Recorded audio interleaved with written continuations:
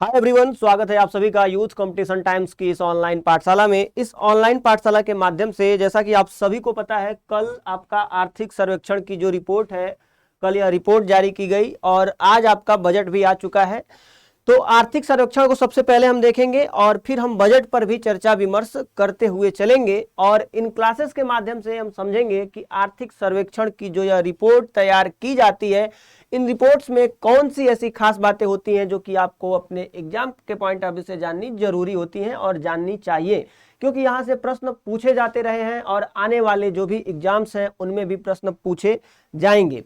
अब बात ये आती है कि जब आप आर्थिक सर्वेक्षण 2022-23 की बात करते हैं तो इसमें आखिर किस वर्ष का जिक्र किया गया रहता है। तो सबसे पहले मैं आपको बता दूं कि जब 2022 और 23 आर्थिक सर्वेक्षण की आप बातचीत करेंगे तो इसमें जो डेटा यहाँ पर आपको मिलेगा, जो भी डेटा हम यूज करेंगे वह 2022 का आधार होगा, यानी कि 2022 के डेटा को यहाँ पर दिखाया जाएगा। सामान्य अर्थों में यदि आर्थिक सर्वेक्षण को समझने व जानने का प्रयास किया जाए तो मैं आपको बता दूं कि जो आर्थिक सर्वेक्षण होता है, यानी कि अर्थ से रिलेटेड जो भी गतिविधियां हैं, यानी कि धन से रिलेटेड गतिविधियों का सर्वेक्षण, यानी कि एक सर्वे। और यह सर्वे जारी करना, जैसे कि मान लीजिए कि अगर आपसे प्रश्न पूछ लिया जाए कि आर्थिक सर्वेक्षण से संबंधित निम्नलिखित में से कौन से कथन सही है, दो तीन कथन दे दिए जाए, एक कथन दे दिया जाए कि आर्थिक सर्वेक्षण जारी करना जो है कि मतलब बहुत ज्यादा जरूरी होता है, या यूं कहें कि मैंडेटरी होता है, तो यह मैंडेटरी नहीं होता है, यह एक तरीके से परंपरा है, जो परंपरा चली आ रही है और इस परंपरा को समाप्त भी किया जा सकता है। तो इन सभी बिंदुओं पर हम बातचीत करने वाले हैं आज। और अभी हमारे आर्थिक सर्वेक्षण में कौन सी बातों पर विशेष ध्यान दिया गया है, इस पर भी बातचीत करेंगे। सबसे पहले मैं आपको बता दूं कि जो यह आर्थिक सर्वेक्षण जारी किया जाता है, जब भी आप यूपीएससी मेंस, यूपीपीसीएस मेंस को जब आप लिखेंगे तो यूपीएससी या यूपीपीसीएस मेंस को लिखते समय जो आपको ध्यान देने वाली बात है वह यह है कि इसमें जो है कि सरकार क्या करती है कि अपनी तारीफ करती है। आप कह सकते हैं जो सरकार है वह सरकार अपने उन कार्यों को गिनाती है, उन कार्यों को गिनाती है जिन कार्यों में उसने बेहतर स्थान मतलब बेहतर किया हुआ है। लेकिन जो इस बार का आर्थिक सर्वेक्षण रहा मेरे प्यारे अभ्यर्थियों, उसमें कुछ खास चीजें देखने को मिली और वे खास चीजें इस प्रकार थी कि इस बार का आर्थिक सर्वेक्षण जो था वह अन्य देशों की तुलना करते हुए जारी किया गया कि हमने अन्य देशों से क्या बेहतर किया। अर्थात भारत इस मुकाम को हासिल कर चुका है, भारत इस मुकाम को हासिल कर चुका है कि अन्य देशों से तुलना की जा रही है कि हमारा जो आर्थिक सर्वेक्षण रहा यह किन देशों से बेहतर रहा, किन देशों से खराब रहा। क्योंकि बहुत सारे ऐसे देश हैं जिन देशों से भारत का आर्थिक सर्वेक्षण बेहतर रहा। यहां पर ट्रिपल पी की जो भी मतलब ट्रिपल पी है, परचेजिंग पावर पैरिटी जो है, क्रय शक्ति जो समता है, इसके अलावा विनिमय दर पर जो समता है भारत में बढ़ी है। भारत का क्या स्थान है, तो ट्रिपल पी के मामले में आप सभी को पता है भारत तीसरे स्थान पर आ चुका है। विनिमय दर पर अगर बात करें तो भी भारत 5वें स्थान पे है। इन सभी महत्वपूर्ण बिंदुओं की यहाँ पर चर्चा की जाएगी और इसके द्वारा मैं आप लोगों को बताऊंगा कि जो आर्थिक सर्वेक्षण है वह क्या बताता है। जैसे कि इस बार का जो आर्थिक सर्वेक्षण है, आप सभी को पता है कि पूरी की पूरी दुनिया उन 2019 में जब कोविड-19 2019 के अंतिम महीने में जो है कि आया और उसके बाद 2020, 21 खास करके 22 को भी काफी बड़ी मात्रा में प्रभावित किया। इसके अलावा रूस और यूक्रेन वार ने भी बहुत बड़ी मात्रा में तबाही मचाई और इसके कारण आप देखेंगे कि यूक्रेन में सूरजमुखी के तेल का उत्पादन होता था और इसके अलावा यूक्रेन गेहूं का भी एक बड़ा निर्यातक था। अब यहां पर जब ये सारी चीजें रुक गई तो आप देखेंगे कि वैश्विक जगत में मुद्रास्फीति की दर बढ़ी और महंगाई तेजी से बढ़ गई। तो आपको ये सारी चीजें भी देखने को मिलेंगी।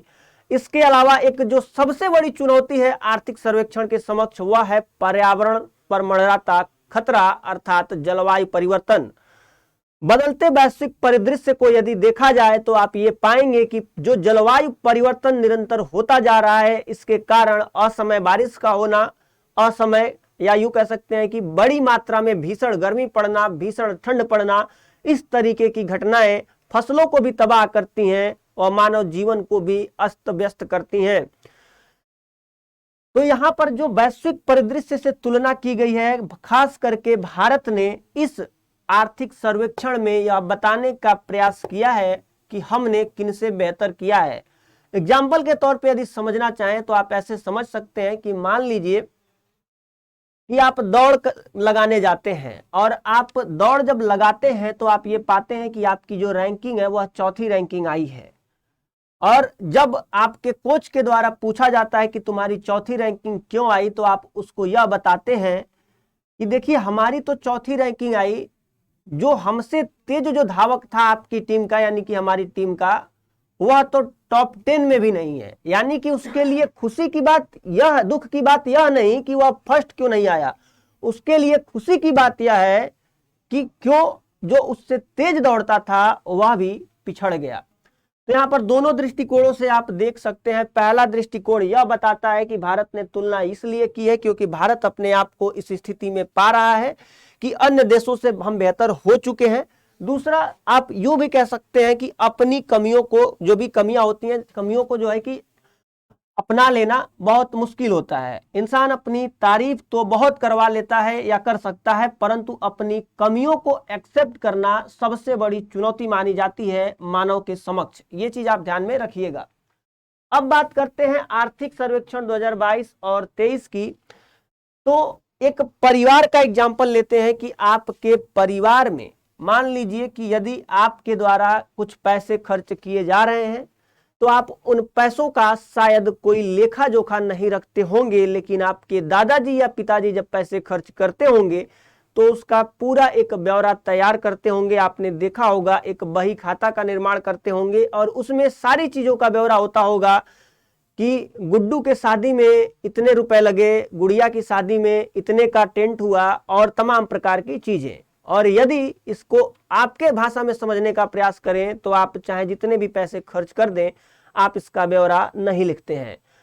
ब्यौरा लिखना एक अच्छा मैनेजमेंट माना जाता है, एक अच्छी व्यवस्था की प्रणाली मानी जाती है। तो यदि आप भी फिजूल खर्ची करते हैं तो उसका ब्यौरा लिखते चलिए। यदि दो परिवार हैं और दो परिवार में एक परिवार 10,000 रुपए कमाता है, एक परिवार 15,000 रुपए कमाता है, 15,000 रुपए कमाने वाला परिवार ऐसो आराम की जिंदगी जीने के लिए जाता है हर हफ्ते मूवी देखने, बड़े बड़े रेस्टोरेंट में खाना खाता है और अपने बच्चों के शिक्षा पर कम खर्च करता है, तो आप ये पाएंगे कि वह परिवार आने वाले समय में गरीब हो जाएगा। जबकि ये जो परिवार 10,000 कमाता है वह सिर्फ अपनी आवश्यकताओं की पूर्ति करता है और आवश्यकताओं की पूर्ति करने के दरमियान वह परिवार क्या करता है कि कुछ जो उसकी सेविंग्स रहती हैं, सेविंग्स के थ्रू कुछ एसेट्स खरीद लेता है, कहीं जमीन खरीद लेता है, कहीं गहना गुड़िया खरीद लेता है।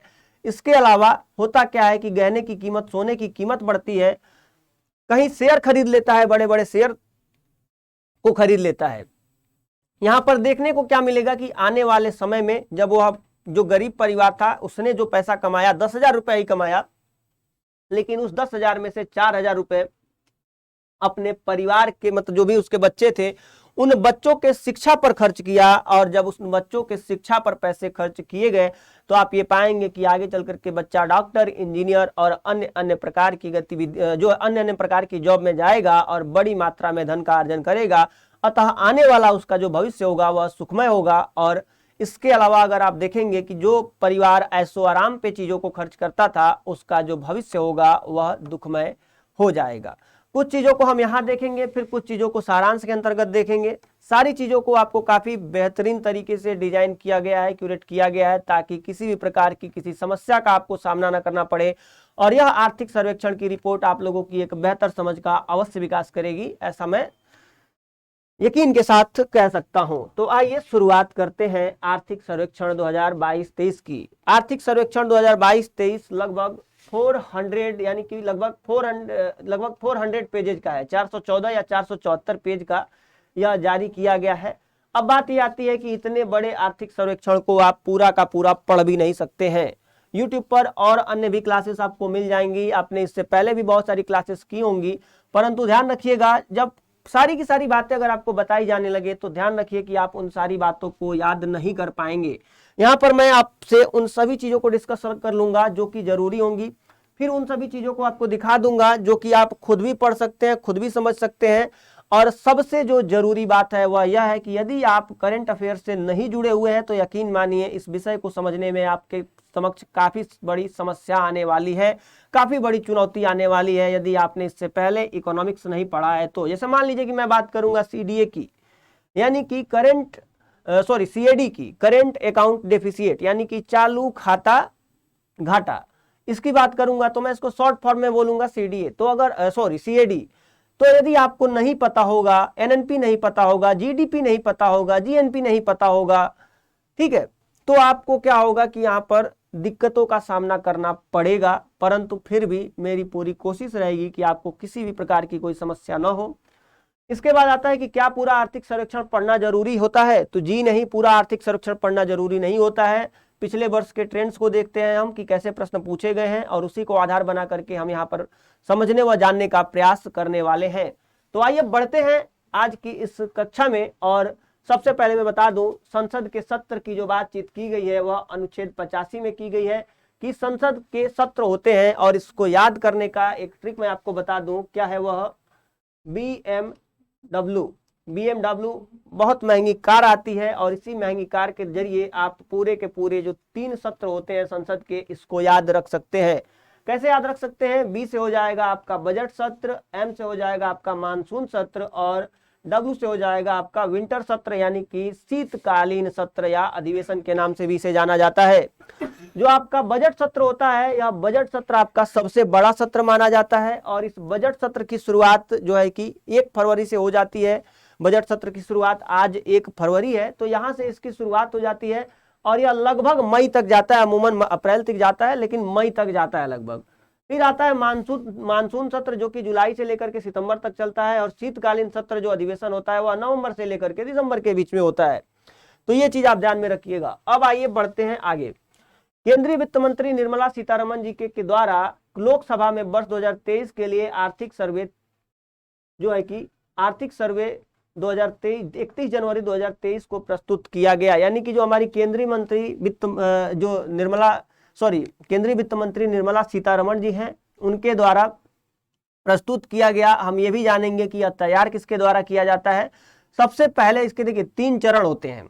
राष्ट्रपति महोदय क्या करते हैं? राष्ट्रपति महोदय जो है कि अभिभाषण के द्वारा पहले जारी करते हैं और जो भी सरकार के कार्य रहती हैं, जो सरकार की उपलब्धियां रहती हैं, उनको गिनवाते हैं। उनको गिनवाने के बाद जो दूसरा पक्ष होता है आपका आर्थिक सर्वेक्षण प्रस्तुत किया जाता है। कौन कौन से मुख्य मुख्य बिंदु हैं, और यह जब प्रस्तुत किया जाता है तो पहले क्या किया जाता था कि पहले हार्ड कॉपी जो होती थी, दोनों सदन के सभी सदस्यों को, प्रत्येक सदस्यों को वह प्रतिलिपि दी जाती थी। अब क्या किया जाता है कि अब डिजिटल कॉपी का दौर है तो डिजिटल कॉपी प्रोवाइड कराई जाती है। उसके बाद अगले दिन यानी कि आज 1 दिन बाद जो है कि बजट सत्र की शुरुआत की जाती है और बजट प्रस्तुत किया जाता है। आर्थिक सर्वेक्षण जो है कि किस तरीके से धन खर्च किया गया, कहाँ किया गया, क्या हमारी ग्रोथ रेट रही, इन सभी बिंदुओं पर जो है कि फोकस करता है। यह चीज ध्यान में रखिएगा। और यहाँ से जो है कि आप देखेंगे कि वर्तमान राष्ट्रपति द्रौपदी मुर्मू जी के अभिभाषण के साथ बजट सत्र की शुरुआत हुई और इस बजट सत्र की शुरुआत के बाद आप देखेंगे एक चीज जो प्रश्न जहां से पूछे जाते हैं कि अभिभाषण की जो यह परंपरा है, क्योंकि यह परंपरा मानी जाती है, ध्यान रखिएगा, यह क्या है? यह एक परंपरा है आर्थिक सर्वेक्षण जारी करना। जरूरी नहीं कि आर्थिक सर्वेक्षण जारी किया जाए या आर्थिक सर्वेक्षण के द्वारा जो सलाह दी गई है सरकार उसको मानने के लिए बाध्यकारी भी नहीं है, वह मैंडेटरी नहीं है। यह चीज भी आप ध्यान में रखिएगा। तो 16वीं सदी से ब्रिटेन की संसद को वहां के किंग या क्वीन के द्वारा संबोधित किया जा रहा है, यानी कि या तो राजा के द्वारा संबोधित किया जाता है या तो रानी के द्वारा वहां की संसद को। अगर भारत में बातचीत की जाए तो आजादी से पहले यहाँ पर वायसराय या गवर्नर के द्वारा जो सदन था उसको संबोधित किया जाता था, जो गवर्नर जनरल होते थे।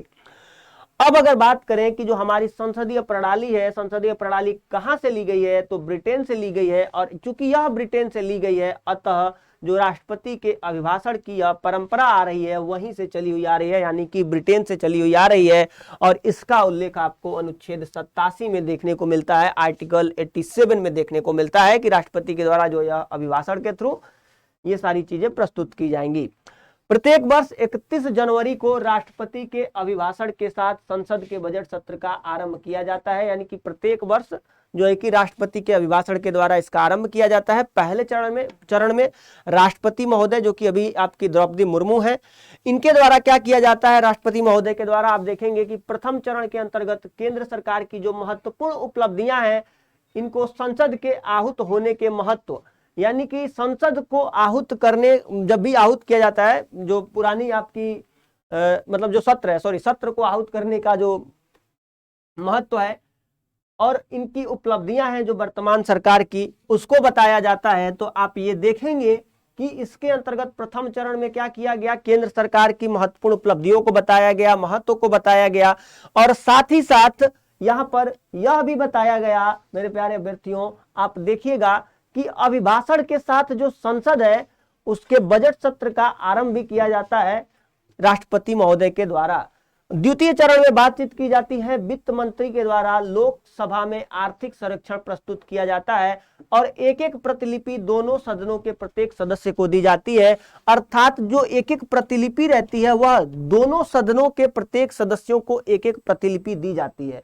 और एक चीज ध्यान रखिएगा, इसका जो तीसरा चरण होता है वह 1 फरवरी को आगामी वित्त वर्ष के बजट को प्रस्तुत किया जाता है। यानी कि तीसरे चरण के द्वारा जो आगामी आने वाला जो वित्त वर्ष है उसमें जो है आप देखेंगे कि 1 फरवरी को आगामी वित्त वर्ष के लिए पूरा का पूरा जो है कि आपका बजट जो है वह प्रस्तुत किया जाता है।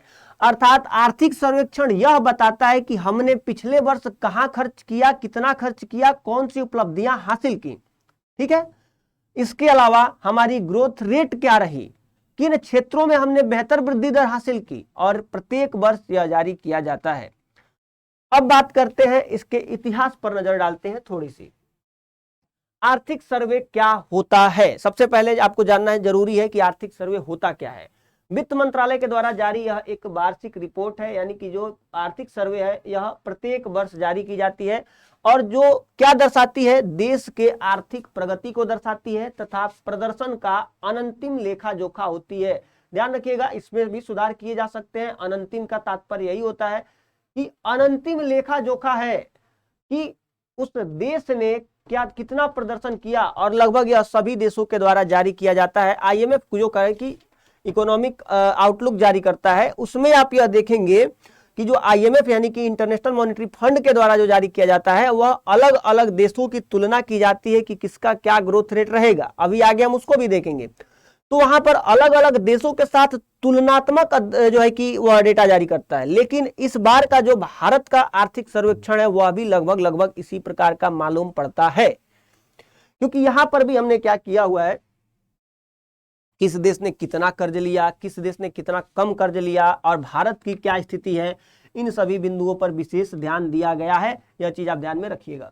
अब आइए देखते हैं कि देश की अर्थव्यवस्था में विद्यमान चुनौतियों तथा उससे निपटने के उपाय भी इस वार्षिक रिपोर्ट में दिए जाते हैं। पूरी की पूरी एक बुकलेट आती है मेरे प्यारे बच्चों, ध्यान रखिएगा। आर्थिक सर्वेक्षण की आप अगर अभी गूगल करेंगे तो आपको मिल जाएगा पूरा, जो भी मतलब मैं अभी आपको पढ़ा रहा हूं ना, ये सारी की सारी चीजें एक 400 समथिंग पेज की किताब है जो कि इस वर्ष जारी हुई है और उसमें जो है कि लिखा गया है। तो आप उस किताब में भी जा करके इन सारी की सारी चीजों को पढ़ सकते हैं, समझ सकते हैं। चूंकि पढ़ने की आवश्यकता इसलिए नहीं है क्योंकि एक अध्यापक के द्वारा जब मेहनत की जाती है कि हम उन तथ्यों को अपने अभ्यर्थियों को बता पाएं ताकि उन्हें ज्यादा मेहनत न करनी पड़े। मान लीजिए कि आपको पूरा का पूरा करंट अफेयर का एनालिसिस किसी टीचर के द्वारा किया जाता है, किसी के द्वारा आपको इकोनॉमी, किसी के द्वारा पॉलिटी पढ़ाया जाता है, तो उसका तात्पर्य ये होता है कि विद्यार्थी कम मेहनत करके अब सफलता को सुनिश्चित कर सके, क्योंकि आप यहाँ पे जॉब लेने के लिए अपने जो है कि शहर से दूर किसी दूसरे शहर में, अनजान शहर में रह रहे हैं। तो आपका जो मुख्य उद्देश्य होना चाहिए, आप इसको पढ़िए और अगर नहीं समझ में आए तो कमेंट करके आप पूछ लीजिएगा। अब बात आती है कि आर्थिक सर्वे को वित्त मंत्री के द्वारा अनुमोदित किया जाता है। ध्यान रखिएगा कि जो आर्थिक सर्वेक्षण होता है ना, इसको पास नहीं किया जाता है। जैसे बजट पास किया जाता है, आर्थिक सर्वेक्षण पास नहीं किया जाता है, इसको क्या किया जाता है, अनुमोदित किया जाता है, क्योंकि यह परंपरा है। एक यह परंपरा जो चली आ रही है वह परंपरा है। यह चीज आप ध्यान में रखिएगा। किसके द्वारा यह सर्वेक्षण जारी किया जाता है, अगर इसकी बात करें तो जो मुख्य आर्थिक सलाहकार होते हैं, यानी कि जो मुख्य आर्थिक सलाहकार हैं, उनके द्वारा या उनके मार्गदर्शन में आप कह सकते हैं आर्थिक मामलों के विभाग के द्वारा यह दस्तावेज तैयार किया जाता है। मुख्य सलाहकार, जो मुख्य आर्थिक सलाहकार होते हैं, चीफ इकोनॉमिक जो सलाहकार होते हैं, उनके मार्गदर्शन में आर्थिक मामलों के विभाग द्वारा इसको तैयार किया जाता है, इसको प्रस्तुत किया जाता है। केंद्रीय वित्त मंत्री के द्वारा इसको अनुमोदित किया जाता है और इसको राष्ट्रपति के अभिभाषण के द्वारा संसद में लाया जाता है। यानी कि जो राष्ट्रपति हैं, दोनों सदनों की बैठक बैठती है और दोनों सदनों के प्रत्येक सदस्यों को एक एक प्रतिलिपि दिया जाता है। परंतु चूंकि अब डिजिटल जमाने का युग आ गया है, डिजिटल जमाना हो गया है, तो इसीलिए अब उनको डिजिटली प्रोवाइड कराया जाता है और यह पूरी की पूरी प्रतिलिपि आपको भी मिल जाएगी। यह चीज आप ध्यान में रखिएगा। अब अगर हम बातचीत करें कि वर्तमान मुख्य आर्थिक सलाहकार कौन है, इससे भी संबंधित प्रश्न पूछा जा सकता है कि वर्तमान जो आर्थिक सलाहकार है, मुख्य आर्थिक सलाहकार, वह कौन है। तो वह है आपके अनंत नागेश्वर जी। कौन है? अनंत नागेश्वर। तो वर्तमान आर्थिक सलाहकार को ध्यान में रखिएगा, ये अनंत नागेश्वर हैं। अब बात करते हैं आर्थिक सर्वेक्षण से जुड़े कुछ महत्वपूर्ण बिंदुओं पर, यानी कि आर्थिक सर्वेक्षण से जुड़े ऐसे महत्वपूर्ण तथ्य जहां से प्रश्न पूछे जाने की प्रवृत्ति सर्वाधिक रही है, उसकी हम बातचीत करने वाले हैं। ध्यान रखिए कि पहली बार 1950 से 51 में आर्थिक सर्वेक्षण पेश किया गया था। प्रश्न आपसे ऐसे पूछा जा सकता है कि आर्थिक सर्वेक्षण से संबंधित कौन से महत्वपूर्ण बिंदु सही हैं। पहला दे देगा कि प्रथम आर्थिक सर्वेक्षण 1965 से 66 के दौरान पेश किया गया। आर्थिक सर्वेक्षण में आर्थिक प्रगति को दिखाया जाता है। तीसरा दे देगा कि आर्थिक सर्वेक्षण में संधारी जो है कि सस्टेनेबल डेवलपमेंट को दिखाया जाता है। तो देखिए, सस्टेनेबल डेवलपमेंट हुआ, चाहे आप देखेंगे कि जो है कि आर्थिक सर्वेक्षण का जो मैंने पहला कथन बोला था कि 1965 से 66 में जारी किया जाता है, तो यह दोनों गलत है। लेकिन आर्थिक सर्वेक्षण में आर्थिक समृद्धि को दिखाया जाता है, यह सही है। तो इस तरीके से आप पाएंगे कि आर्थिक सर्वेक्षण जो है कि पहली बार 1950 से 51 में पेश किया गया। और ध्यान रखिएगा, जो आपका यूपीएससी हुआ, यूपीएससी या यूपीपीसीएस के एग्जाम में, यूपीपीएससी के एग्जाम में अगर प्रीलिम्स की बात करें तो लगभग 20 प्रश्न इकोनॉमी से बन जाते हैं और इसमें इस क्षेत्र का बहुत बड़ा योगदान होता है। जितने भी अभ्यर्थी हैं जो यूपीपीएससी या यूपीएससी की तैयारी कर रहे हैं, वे अब इसको बहुत अच्छे तरीके से कवर अप कर लें, क्योंकि इसी के आधार पर आपसे प्रश्न पूछे जाते हैं, चाहे वह मुख्य परीक्षा हो या प्रारंभिक परीक्षा हो। अब प्रारंभिक परीक्षा के प्रश्न अब बनने शुरू हो जाएंगे। आर्थिक सर्वेक्षण, बजट दोनों आ चुका है। 1964 से इसे जो है कि बजट से एक दिन पूर्व पेश करने की प्रक्रिया का आरंभ कर दिया गया। यानी कि जो 1964 के पहले आप देखेंगे तो बजट और आर्थिक सर्वेक्षण दोनों एक ही दिन जारी किए जाते थे। 1964 आते आते जब लाल बहादुर शास्त्री की सरकार थी, तो वहां पर आप देखेंगे कि इसको बजट से एक दिन पूर्व ही जारी कर दिया जाने लगा। यानी कि जैसे मान लीजिए कि आज बजट आया 1 फरवरी को, तो 31 जनवरी को आपका क्या आता है, 31 जनवरी को आपका आर्थिक सर्वेक्षण की रिपोर्ट प्रस्तुत की जाती है। ठीक है। अब इसके अलावा अगर बात करें 2015 की, 2015 के पहले अगर आप देखेंगे तो सिर्फ एक बुकलेट जारी की जाती थी। 2015 के बाद 2 बुकलेट जारी की जाने लगी। कितनी? 2015 के बाद आर्थिक सर्वेक्षण को 2 प्रमुख भागों में बांट दिया गया और इसको मतलब 2 प्रमुख भागों में पेश करने का प्रावधान प्रचलन में आ गया। आर्थिक सर्वेक्षण के जो 2 भाग हैं, जो पहला भाग होता है वहां पर दिखाया जाता है कि अर्थव्यवस्था की स्थिति का जिक्र किया जाता है, यानी कि अर्थव्यवस्था की गति धीमी है या तेज है, यानी कि आगे की तरफ अधोन्मुखी है कि पदोन्मुखी है। इसके अलावा आम बजट प्रस्तुत करने से एक दिन पूर्व इसको जारी किया जाता है और इसमें आपको क्या क्या दिखाया जाता है कि देश की आर्थिक स्थिति कैसी है और इसका संपूर्ण विवरण आपको इसके अंतर्गत देखने को मिलता है। जबकि जो द्वितीय रिपोर्ट होती है उसमें क्या दिखाया जाता है, इसमें प्रमुख आंकड़े होते हैं और वह डेटा होता है जिसे जुलाई और अगस्त में पेश किया जाता है। जैसे कि अभी तो एक रिपोर्ट आ गई, जो दूसरा रिपोर्ट आएगी, जो इसका दूसरा पार्ट आएगा वह जुलाई अगस्त में आएगा, जिसमें आपको जिक्र किसका रहता है, स्वास्थ्य का, गरीबी का, जलवायु परिवर्तन का तथा ह्यूमन डेवलपमेंट रिपोर्ट यानी कि मानव विकास सूचकांक का, और ऐसे मुद्दों को इसमें सम्मिलित किया जाता है। एक चीज और ध्यान रखिएगा कि आर्थिक सर्वेक्षण जरूरी नहीं किया है, आर्थिक सर्वेक्षण लाया जाता है, अच्छी बात है, लेकिन यह मैंडेटरी नहीं है और यह सरकार पर किसी भी प्रकार से बाध्यकारी नहीं है, जो भी इसमें सुझाव दिए जाते हैं। तो आपने बात की 2015 के बाद इसके 2 भाग कर दिए गए, लेकिन जो हमारा पिछला आपका 2021 और 22 वाला जो आर्थिक सर्वेक्षण था उसकी अगर मैं बात करूं तो सिर्फ एक भाग जारी हुआ था, दूसरा भाग जारी नहीं हो पाया था। इसका कारण क्या था कि जो हमारे मुख्य आर्थिक सलाहकार होते हैं उस समय उनका पद रिक्त था, इसी वजह से दूसरा नहीं आ पाया था। परंतु इस वर्ष पूरी योजना है, दूसरा भी भाग आएगा।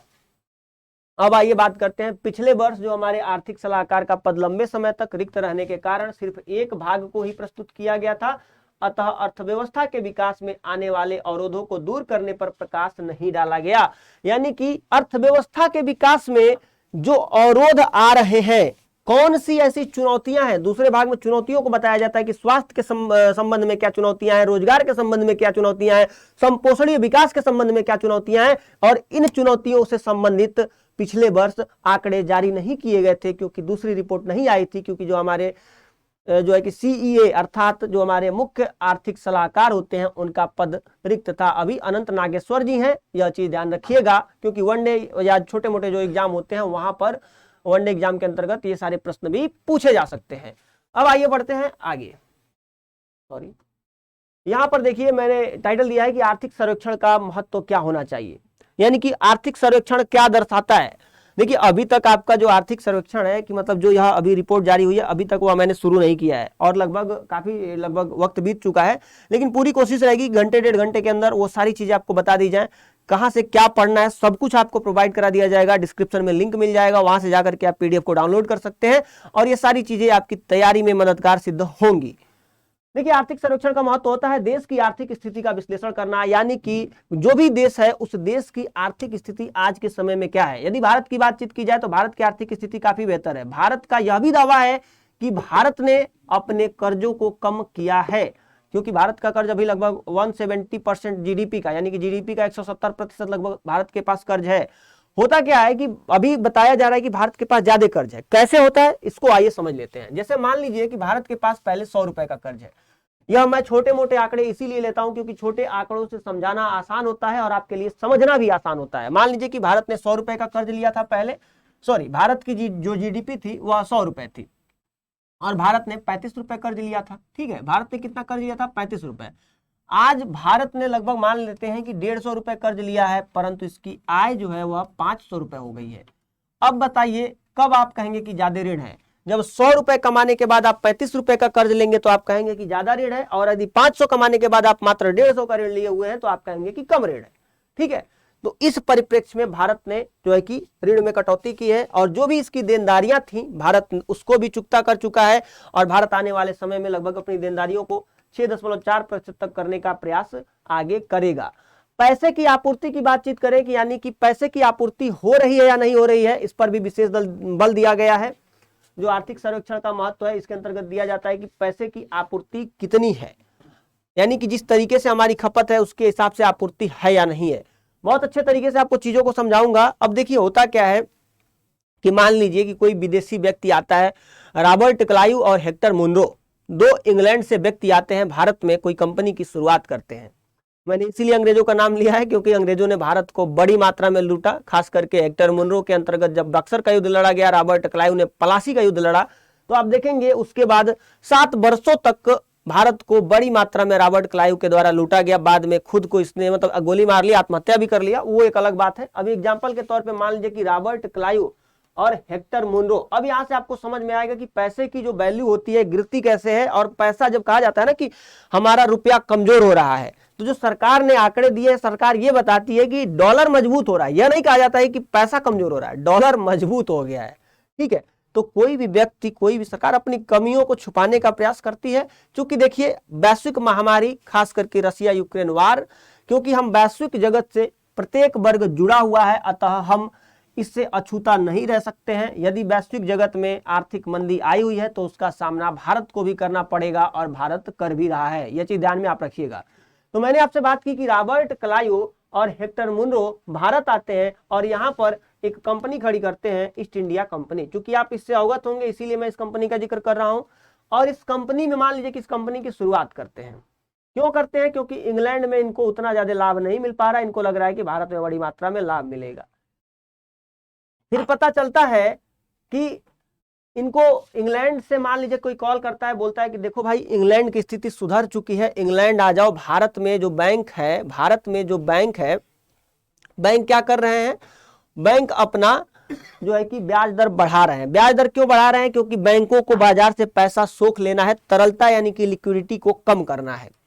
तो अब ये क्या करेंगे कि कहेंगे कि चलो भाई ठीक है, हमने यहाँ पर लगभग $400 रुपए, यानी कि मान लीजिए 4000 रुपए इस बाजार में लगाए हैं इस कंपनी को खरीदने के लिए।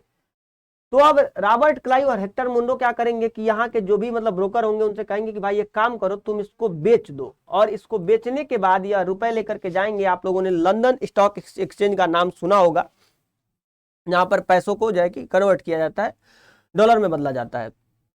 होगा क्या कि जब यह जाएगा लेकर के पैसे को उस स्टॉक एक्सचेंज में, तो वहां पर यह कहेगा कि हमको 4000 के बदले, 4000 रुपए के बदले डॉलर दे दीजिए।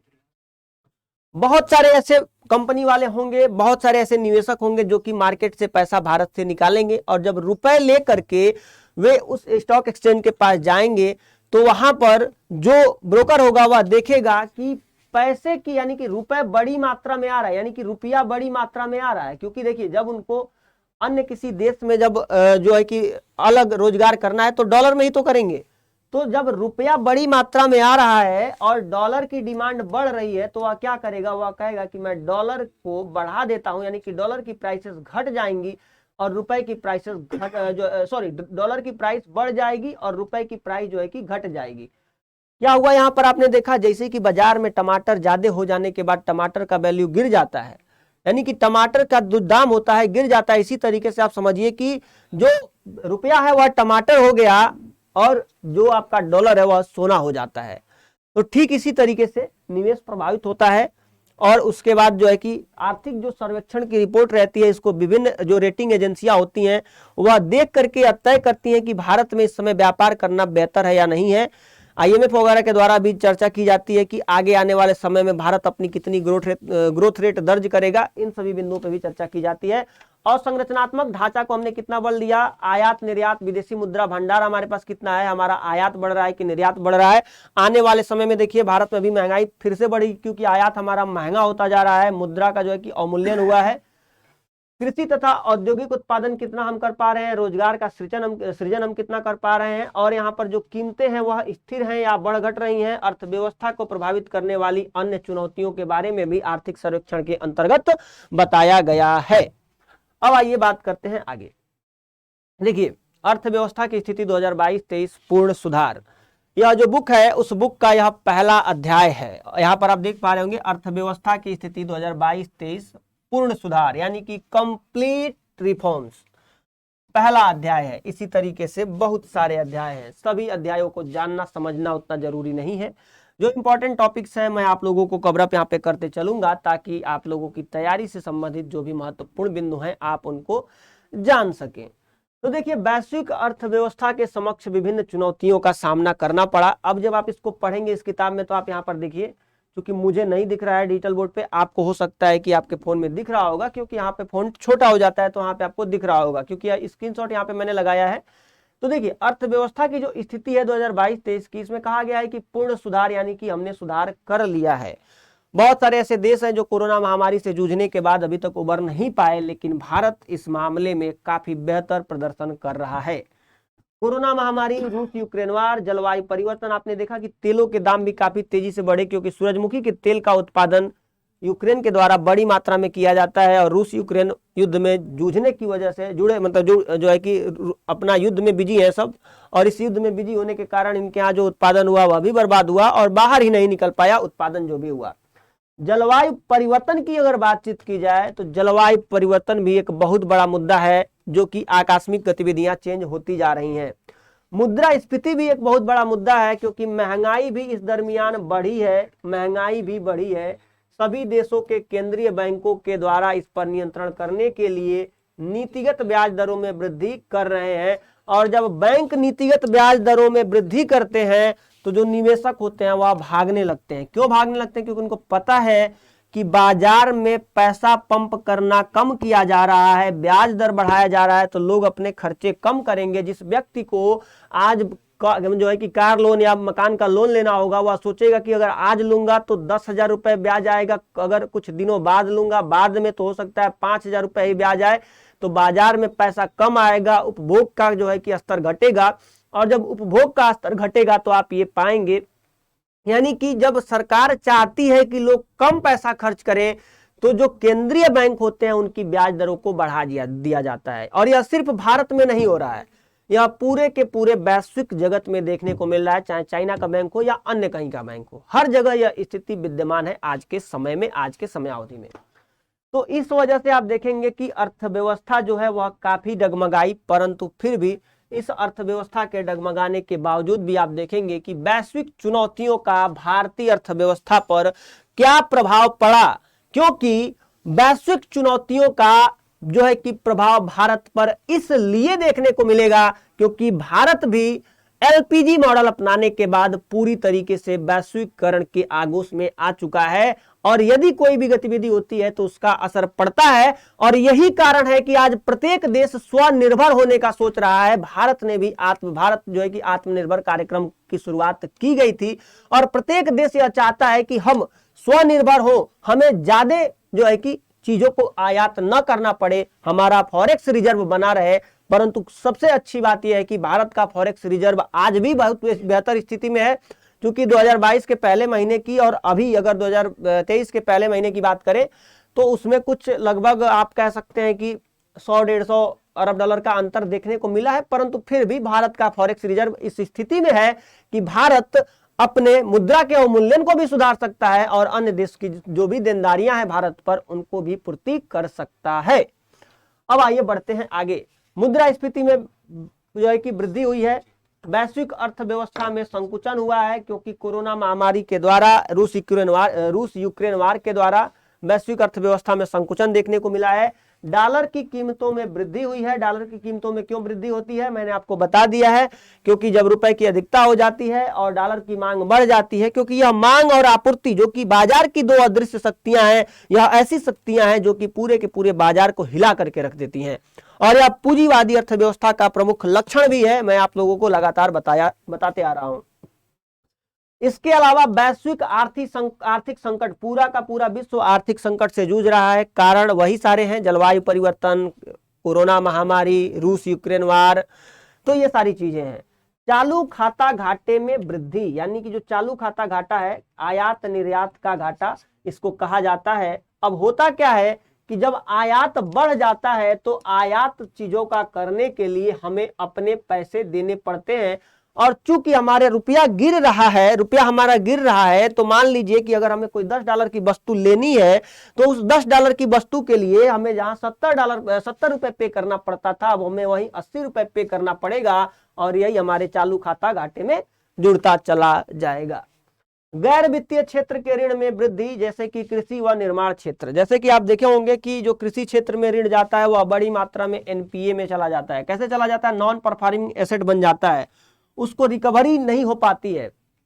तो जो गैर वित्तीय क्षेत्र है, निर्माण क्षेत्र है, वहां पर जो ऋण दिया गया उसकी रिकवरी नहीं हो पाई। तो ऐसी कुछ चुनौतियां हैं जो कि देखने को मिली, लेकिन यह रिपोर्ट बताती है कि इस वर्ष बेहतर रिकवरी हुई है। कॉर्पोरेट सेक्टर को कम ऋण दिया गया है, और कॉर्पोरेट सेक्टर को जो ऋण दिया गया उसकी रिकवरी भी की गई है, तो बेहतर स्थिति में रहा है भारत। अब आइए बात करते हैं अर्थव्यवस्था की स्थिति 2022-23 की, जो पूर्ण सुधार, यानी कि यह पहले 7वें पेज पर यह दिया गया है। अब देखिए मैं आपको बताता चलूं, भारत ने क्या कहा। भारत ने कहा, यहां पर आप देख पा रहे होंगे, चूंकि व्हाइट बैकग्राउंड की वजह से थोड़ा सा झिलमिला रहा है, बट कोई बात नहीं। यहां पर आप देख सकते हैं कि दुनिया की जो है कि समृद्धि अनुमान प्रतिशत में यहां पर दिया गया है, और WUO यहां पर अपडेट के बदलाव जुलाई 2022 में प्रतिशत में यहां पर दिया गया है। ठीक है, यहां पर विकसित जो अर्थव्यवस्थाएं हैं वह 2.4% पर रही। संयुक्त राज्य अमेरिका भी लगभग 1.6% पर रहा 2022 में, और 2023 में यह 1% की वृद्धि यहां पर देखने को मिली। यूरो क्षेत्र में अगर आप देखेंगे, यूरोप के क्षेत्र में तो यह 3.1 से 0.5% अभी रहा। और 2022 में देखिए, 2022 और 23 के बारे में अगर देखें, सबकी अगर स्थिति को हम देखें तो हम विशेषकर यह पाते हैं, क्या पाते हैं कि इनमें नकारात्मक वृद्धि दर, नकारात्मकता देखने को मिलेगी लगभग में। और अगर भारत की बात करें, देखिए जितनी भी उभरती बाजार की अर्थव्यवस्थाएं हैं वहां पर भी यही स्थिति बनी रही, परंतु जो हमारा प्यारा भारत है, प्यारे भारत में 6.8% तक का समृद्धि अनुमान रहा, और यह 2023 में 6.1 पर बना हुआ है। और इसमें आप देखेंगे कि 2022 में नकारात्मकता रही, लेकिन अब यह 0 हो चुका है। यानी कि जो भारत ने अपनी प्राथमिक वृद्धि स्तर का जो भी प्राथमिक चीजें थी उनको प्राप्त कर लिया है। खास करके आप देख सकते हैं कि अगर ग्राफ के माध्यम से देखेंगे तो भारत की अर्थव्यवस्था पहले धड़ाम से गिरी और फिर यह अर्थव्यवस्था तुरंत उठ गई, और इसको कहा जाता है भी ग्रोथ। यानी कि जो भी ग्रोथ होता है वह स्फूर्ति के साथ होता है। जैसे कि कोई बच्चा गिरा और वह बच्चा गिरने के साथ तुरंत उठ गया। एक होता है यू आकार का जो है कि आपका ग्रोथ रेट होता है। इसमें क्या होता है कि कोई अर्थव्यवस्था धड़ाम से गिरती है और वह अर्थव्यवस्था कुछ समय तक उसी पैरेलल लाइन में चलती है और उसके बाद धीरे धीरे धीरे धीरे उठती है। तो यह धीमी गति मानी जाती है अर्थव्यवस्था की, लेकिन जो भी गति होती है वह तीव्र गति मानी जाती है। इस पूरे के पूरे बुकलेट में उन सभी चीजों का जिक्र भी किया गया है। देश की अर्थव्यवस्था 2023-24 में चालू वित्त वर्ष के 7% की तुलना में 6.5% की दर से बढ़ेगी। यानी कि 2023-24 में जो चालू वित्त वर्ष है वहां पर 7% की तुलना में 6.5% की दर से इसमें गति हो सकती है। ऐसा भारत का अनुमान है कि हमारी जो अगली वृद्धि दर रहेगी। और पिछले वर्ष के वृद्धि दर की बात करें तो यह 8.7% रही थी। और इसके अलावा ट्रिपल पी क्रय शक्ति क्षमता के दृष्टि से भारत तीसरी सबसे बड़ी अर्थव्यवस्था बन चुका है। विनिमय दर के दृष्टि से 5वीं सबसे बड़ी अर्थव्यवस्था के रूप में भारत उभरा है। कैसे तय किया जाता है यह, आइए चर्चा कर लेते हैं। जैसे कि मान लीजिए इस समय $1 की कीमत कितने रुपए है? $1 की कीमत 70 रुपए मान लेते हैं, या मान लीजिए 70 रुपए मान लीजिए। अब यहाँ पर भारत का कोई व्यक्ति जब किसी वस्तु को खरीदता है, भारत का कोई व्यक्ति, तो यह देखता है कि अमेरिका में जब वही व्यक्ति जाता है, $1 की कीमत 70 रुपए है, तो भारत में अगर यह जो मान लीजिए कि $100 या $10 खर्च करता है, $10, तो भारत का कितना रुपए हुआ? 700 रुपए हुआ। भारत का 7 रुपए, अमेरिका का $10। ठीक है, तो यहां से अगर 10 से 70 को काट दिया जाए तो यह कितने डॉलर के बराबर, कितने रुपए के बराबर हो जाएगा? 70 रुपए के। यानी कि $1 की कीमत कितनी हो गई? $1 की कीमत आपकी 70 रुपए हो गई। कुछ अर्थशास्त्रियों का मानना था कि यह आपकी जो गणना करने की विधि है यह गलत है। यानी कि आपने $1 को तो 70 रुपए के बराबर माना। अब इन्होंने क्या कहा कि अगर मान लीजिए कि उन सेवाओं को खरीदने के लिए, जैसे कि अगर मान लीजिए कि आप यहाँ पे इलाज कराते हैं, शिक्षा प्राप्त करते हैं और कहीं यात्रा भी करते हैं, और ठीक यही चीज अमेरिका में भी इलाज कराते हैं, शिक्षा प्राप्त करते हैं और अन्य अन्य प्रकार की चीजें। तो यहाँ पे इन्होंने देखा कि भारत में इसके लिए हमें जो है कि मान लीजिए कि आपका मान लीजिए कि 700 रुपए खर्च करने पड़े। कितने? 700 रुपए मान लेते हैं कि खर्च करने पड़े इन्हीं चीजों के लिए, 700 रुपए। और जब अमेरिका में जाते हैं तो हम ये पाते हैं कि इसके लिए हमें $7 खर्च करने पड़े, $10 खर्च करने पड़े। तो अमेरिका में इसके लिए हमें $10 खर्च करने पड़े। तो आप ये पाएंगे कि जो विनिमय दर होता है, विनिमय दर के द्वारा यह तय किया जाता है, विनिमय दर के आधार पर हम बातचीत करते हैं कि भारत में यदि कोई मोबाइल फोन मान लीजिए कि 3000 रुपए का है, तो अमेरिका में वह कितने रुपए का मिलता है। यानी कि विनिमय दर के आधार पर, विनिमय बार्टर सिस्टम आप लोगों ने पढ़ा होगा, तो उसके आधार पर यह तय किया जाता है कि अगर किसी बास्केट का मतलब क्या होता है कि किन्हीं सेवाओं, किन्हीं वस्तुओं का जो मूल्य होता है भारत में, उसके आधार पर तय किया जाता है। और जो क्रय शक्ति होती है या रुपए के आधार पर इसकी मतलब गणना की जाती है। दोनों अपने जगह पे सही है, लेकिन सबसे अच्छी बात यह है कि भारत में तीसरे स्थान पर जो है कि तीसरी सबसे बड़ी अर्थव्यवस्था है भारत इसके क्षेत्र में, और विनिमय दर के दृष्टि से 5वीं सबसे बड़ी अर्थव्यवस्था है भारत। और इसके अलग क्रय शक्ति क्षमता के आधार पर देखें तो आप ये पाएंगे कि पहले नंबर पे चाइना है, दूसरे नंबर पे अमेरिका है और तीसरे नंबर पे आपका प्यारा भारत है। तो ये चीज आप ध्यान में रखिएगा। अब बात करते हैं कोरोना जैसी महामारी से निपटने के बाद भारतीय अर्थव्यवस्था विकास के पथ पर अग्रसर हो चुकी है, जो कि हमारे लिए काफी अच्छी बात है। वित्तीय वर्ष 2022 में भारत ने अनेक देशों से पहले पूर्व की स्थिति हासिल कर ली है और अन्य देशों की तुलना में घरेलू मांग और पूंजीगत निवेश तीव्र बढ़ोतरी दर्ज हुई है। देखिए, जो पूंजीगत निवेश होता है, अगर इसकी बातचीत करें तो जो पूंजीगत निवेश होता है यह बेहतर निवेश माना जाता है। जैसे कि जब पूंजी आप खर्च करते हैं तो कहाँ खर्च करते हैं? इंफ्रास्ट्रक्चर यानी कि अवसंरचना के विकास पर।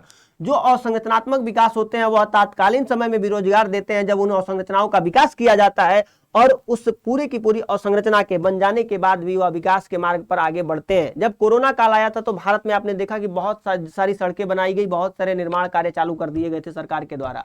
ऐसा इसलिए किया गया था ताकि रोजगार के अवसर को सृजित किया जा सके। कोई भी सरकार जब पूंजीगत व्यय करती है, कैपिटल एक्सपेंडिचर करती है, तो यह इसलिए करती है ताकि रोजगार को बढ़ावा दिया जा सके और आने वाले समय में अर्थव्यवस्था को बेहतर करने के लिए उन नीतियों को लागू किया जा सके जिन नीतियों के द्वारा अर्थव्यवस्था बेहतर हो सकती है। और सरकार का ने इस बार पूरा का पूरा श्रेय जो है कि पूंजीगत व्यय को दिया है, कि पूंजीगत निवेश जो हमने किया इसी के द्वारा हम अपनी अर्थव्यवस्था को सुधार पाए हैं।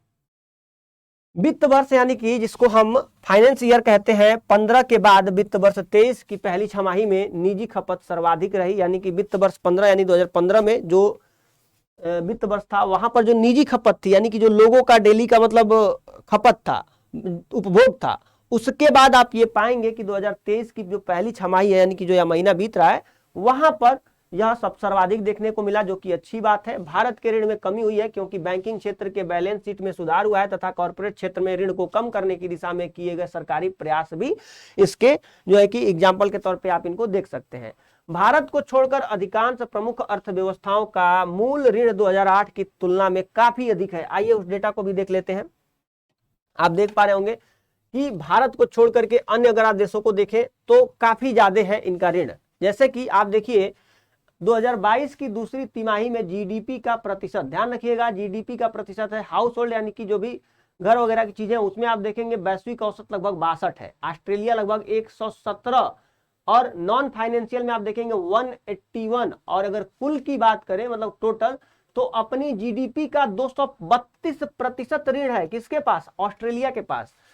ब्राजील के पास 179% ऋण है, 295% आपका मेनलैंड जो है कि मेनलैंड चाइना के पास है, फ्रांस के पास 345% ऋण है अपनी जीडीपी का, जर्मनी के पास 195 है, परंतु भारत के पास 170 ही है। भारत के पास कितना है? ओनली 171 है भारत के पास।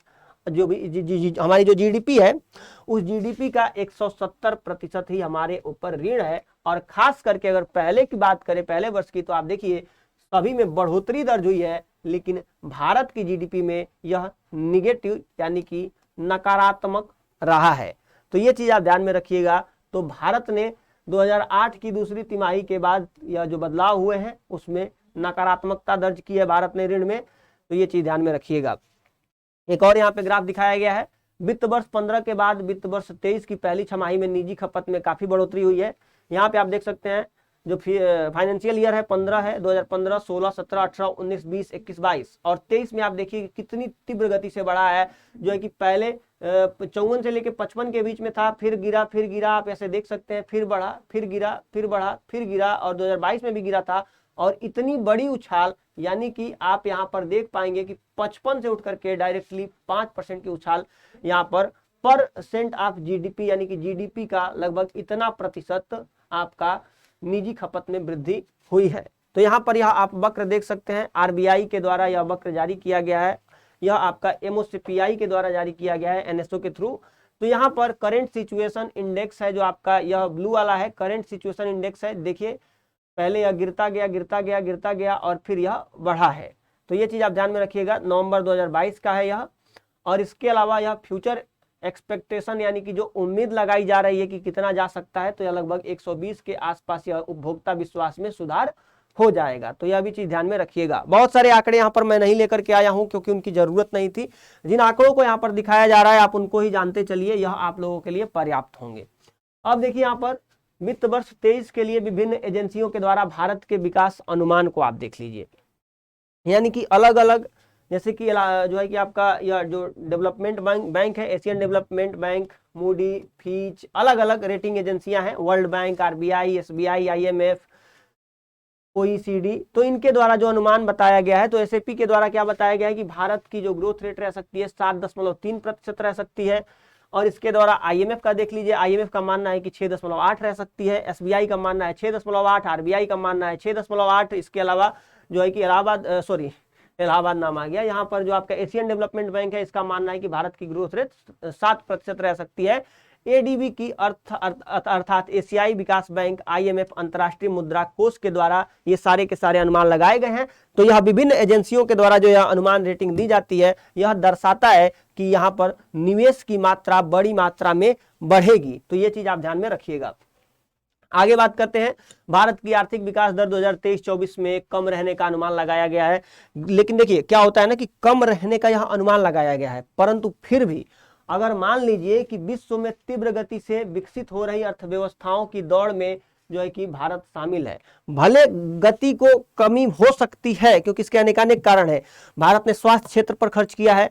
और एक चीज ध्यान रखिएगा, जब भी आप मुख्य परीक्षा लिखिएगा तो पत्रकार बनने का प्रयास मत करिएगा, और पत्रकार बन करके अगर आप इसमें कमियां निकालने लगे तो यकीन मानिए आप जब मुख्य परीक्षा मेंस का आंसर राइटिंग कर रहे होंगे तो आप इसके साथ न्याय नहीं कर पाएंगे, क्योंकि इसके अंतर्गत सरकार अपनी बखान करती है, और यदि आप उसकी कमियों को अपने उत्तर लेखन में दिखाने लगेंगे तो आपका सिलेक्शन नहीं होगा। तो इससे भी प्रश्न पूछे जा सकते हैं कि भारत की जो आर्थिक विकास दर है इसमें कम रहने का अनुमान लगाया गया है, इसको आप किस नजरिए से देखते हैं, विवेचना कीजिए। तो आप अपनी जो भी जानकारी है उसके आधार पर चीजों को बता सकते हैं। भारत में विदेशी मुद्रा भंडार की पर्याप्तता है, यानी कि इतनी बड़ी मात्रा में अभी भी हमारे पास पर्याप्त मात्रा में है कि चालू खाते हैं उनके घाटे को वित्त पोषित करने तथा रुपए के उतार चढ़ाव को नियंत्रित करने की क्षमता रखता है।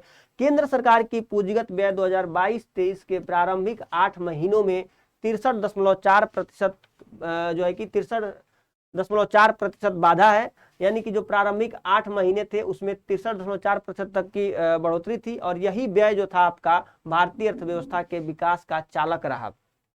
देखिए जो पूंजीगत व्यय था प्रारंभिक 8 महीनों में यह इतना बढ़ा 63.4%, और जब इसको बढ़ाया गया तो यही एक चालक था, यही एक उत्प्रेरक था जिसके कारण भारतीय अर्थव्यवस्था क्षेत्र में आप देखेंगे बड़ी मात्रा में बढ़ोतरी संभव हो पाई। तो ये चीज आप ध्यान में रखिएगा। जो मनरेगा है, मनरेगा ने यहाँ पर स्पेस है, मनरेगा ने प्रत्यक्ष रूप से रोजगार के अवसर प्रदान किए तथा ग्रामीण इलाकों में आय का सृजन का अवसर दिया, और पीएम गरीब कल्याण योजना तथा पीएम किसान योजना ने देश में खाद्य सुरक्षा सुनिश्चित करने में मदद की। यानी कि जो पीएम गरीब कल्याण योजना है तथा पीएम किसान योजना है, जो कि आपने देखा होगा पीएम किसान सम्मान निधि भी दिया जाता है, 6-6 हजार रुपए की जो सहायता राशि दी जाती है, इन योजनाओं ने भी बेहतर प्रदर्शन किया है, यह भी तथ्य आप ध्यान में रखिएगा। और मनरेगा प्रत्यक्ष रूप से रोजगार के अवसर भी दी है, क्योंकि मनरेगा ने रोजगार भी दिया, और इसके अलावा अप्रत्यक्ष रूप से ग्रामीण इलाकों में आय के सृजन का अवसर भी दिया, लोगों को पैसा कमाने का भी अवसर दिया। महात्मा गांधी जो है कि नेशनल जो रोजगार योजना थी मनरेगा, इसके अंतर्गत ये ग्रामीण रोजगार योजना, इसके अंतर्गत भी चीजें बेहतर हुई हैं। तो उम्मीद करता हूं कि चीजें आपको समझ में आई होंगी। और अब बात करते हैं, आवधिक श्रम बल सर्वेक्षण से जानकारी मिलती है कि 15 बाढ़ तथा इससे अधिक आयु वर्ग के, यानी कि 15 वर्ष के बाद, यानी कि 15 से ज्यादा तथा इससे अधिक आयु वर्ग के लोगों के लिए शहरी बेरोजगारी दर 9.8% से घट करके 7.2% पर आ चुकी है। यानी कि अब आपको यह देखने को मिलेगा कि 15 वर्ष बाद जो शहरी बेरोजगारी थी, जो कि पहले 9.8% थी, वह अब 7.2% पर आ चुकी है। तो लोग, यदि आपको ऐसा लगता है कि भारत में बेरोजगारी है तो शायद आप इन आंकड़ों की माने तो आप गलत हैं। श्रम बल भागीदारी में इजाफा हुआ है, यानी कि जो श्रम बल भागीदारी है उसमें इजाफा हुआ है, और वित्त वर्ष 2023 की शुरुआत में महामारी प्रेरित मंदी से उभरने की पुष्टि करता है। यानी कि जो 2023 की हमने बेहतर शुरुआत की है, यह दर्शाता है कि महामारी से उभरने के लिए हमने बेहतर कदम उठाए थे।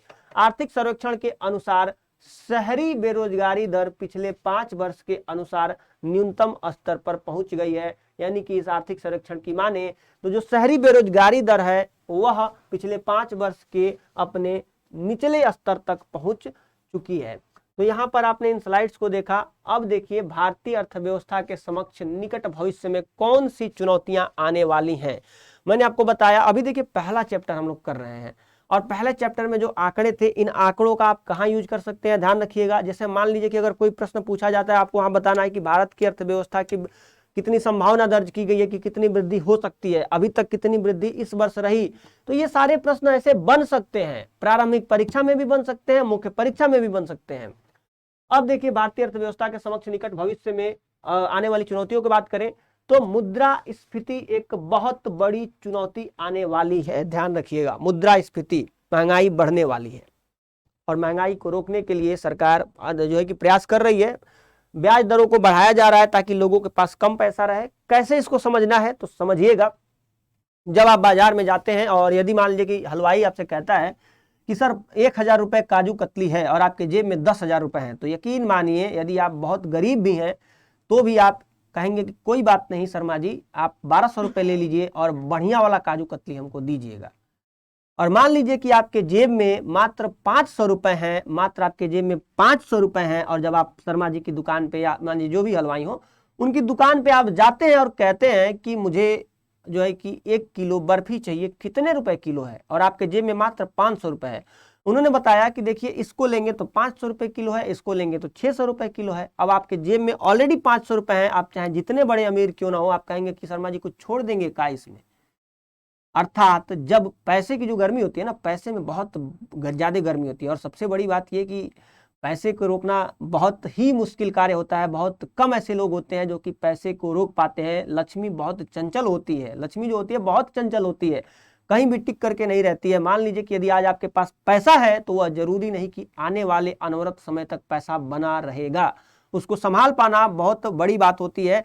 तो यही यहाँ पर देखने को मिलता है कि जब आपके जेब में 10,000 रुपए थे तो आपने काजू कतली खरीदते समय भी नहीं सोचा और आप दुकानदार को 200 रुपए अधिक दे करके आए। और जब आपके जेब में मात्र 500 रुपए थे तो आप अगर छेना भी लेने गए हैं, बर्फी भी लेने गए हैं, तो आप सोचेंगे कि 100 रुपए 50 रुपए कम करा लें, और हो सकता है कि 1 किलो ना लेकर के आधा किलो ही ले, क्योंकि घर भी जाना है और किराए की भी जरूरत पड़ेगी। अर्थात इससे यह सिद्ध होता है कि जब जेब में पैसा ज्यादा रहता है तो मनुष्य के खर्च करने की जो प्रायिकता रहती है वह ज्यादा रहती है। और जब मनुष्य खर्च ज्यादा करेगा तो बाजार में पैसा ज्यादा पंप होगा, और जब ज्यादा पैसा पंप होगा तो सरकार कहेगी कि काम करो, शर्मा जी का जो लड़का है बहुत तेजी से बहुत बड़ी मात्रा में पैसा खर्चा कर रहा है, ब्याज दर बढ़ा देते हैं। जब ब्याज दर बढ़ा देंगे तो शर्मा जी जो टैक्स भरते थे अब उनको टैक्स ज्यादा भरना पड़ेगा, जो मकान का भरते थे टैक्स और भला भला चीजों का। तो अब शर्मा जी या तो लोन नहीं लेंगे और या तो शर्मा जी टैक्स भरने में ही परेशान रहेंगे, अपने लड़के के जेब में 10,000 रुपया नहीं डाल पाएंगे। तो इस तरीके से चीजें आपको समझ में आ जाती है। उम्मीद करता हूं मुद्रास्फीति आपको समझ में आ चुकी होगी। मुद्रास्फीति अच्छी भी चीज है, मुद्रास्फीति गलत भी है। यदि मुद्रास्फीति समान रूप से बढ़े और एक नियत दर से बढ़े, मान लीजिए 3-4% की दर से बढ़ रही हो तो वह बेहतर है। लाइक अगर मान लीजिए कि आपकी जीडीपी बढ़ रही है 5% की दर से, आपकी जीडीपी बढ़ी 5% की दर से और मुद्रास्फीति यानी कि जो इन्फ्लेशन बढ़ा हुआ 8% की दर से बढ़ा, अर्थात अगर आप एक साल में 100 रुपए कमा रहे थे तो आप जीडीपी की अगर माने तो आप 105 रुपए कमाने लगेंगे। लेकिन 100 रुपए में अगर मान लीजिए जो आप अपनी जरूरतों को पूरा करते थे, अब उन जरूरतों को पूरा करने के लिए चूंकि महंगाई 8% की दर से बढ़ गई है, आपको 108 रुपए की जरूरत पड़ेगी।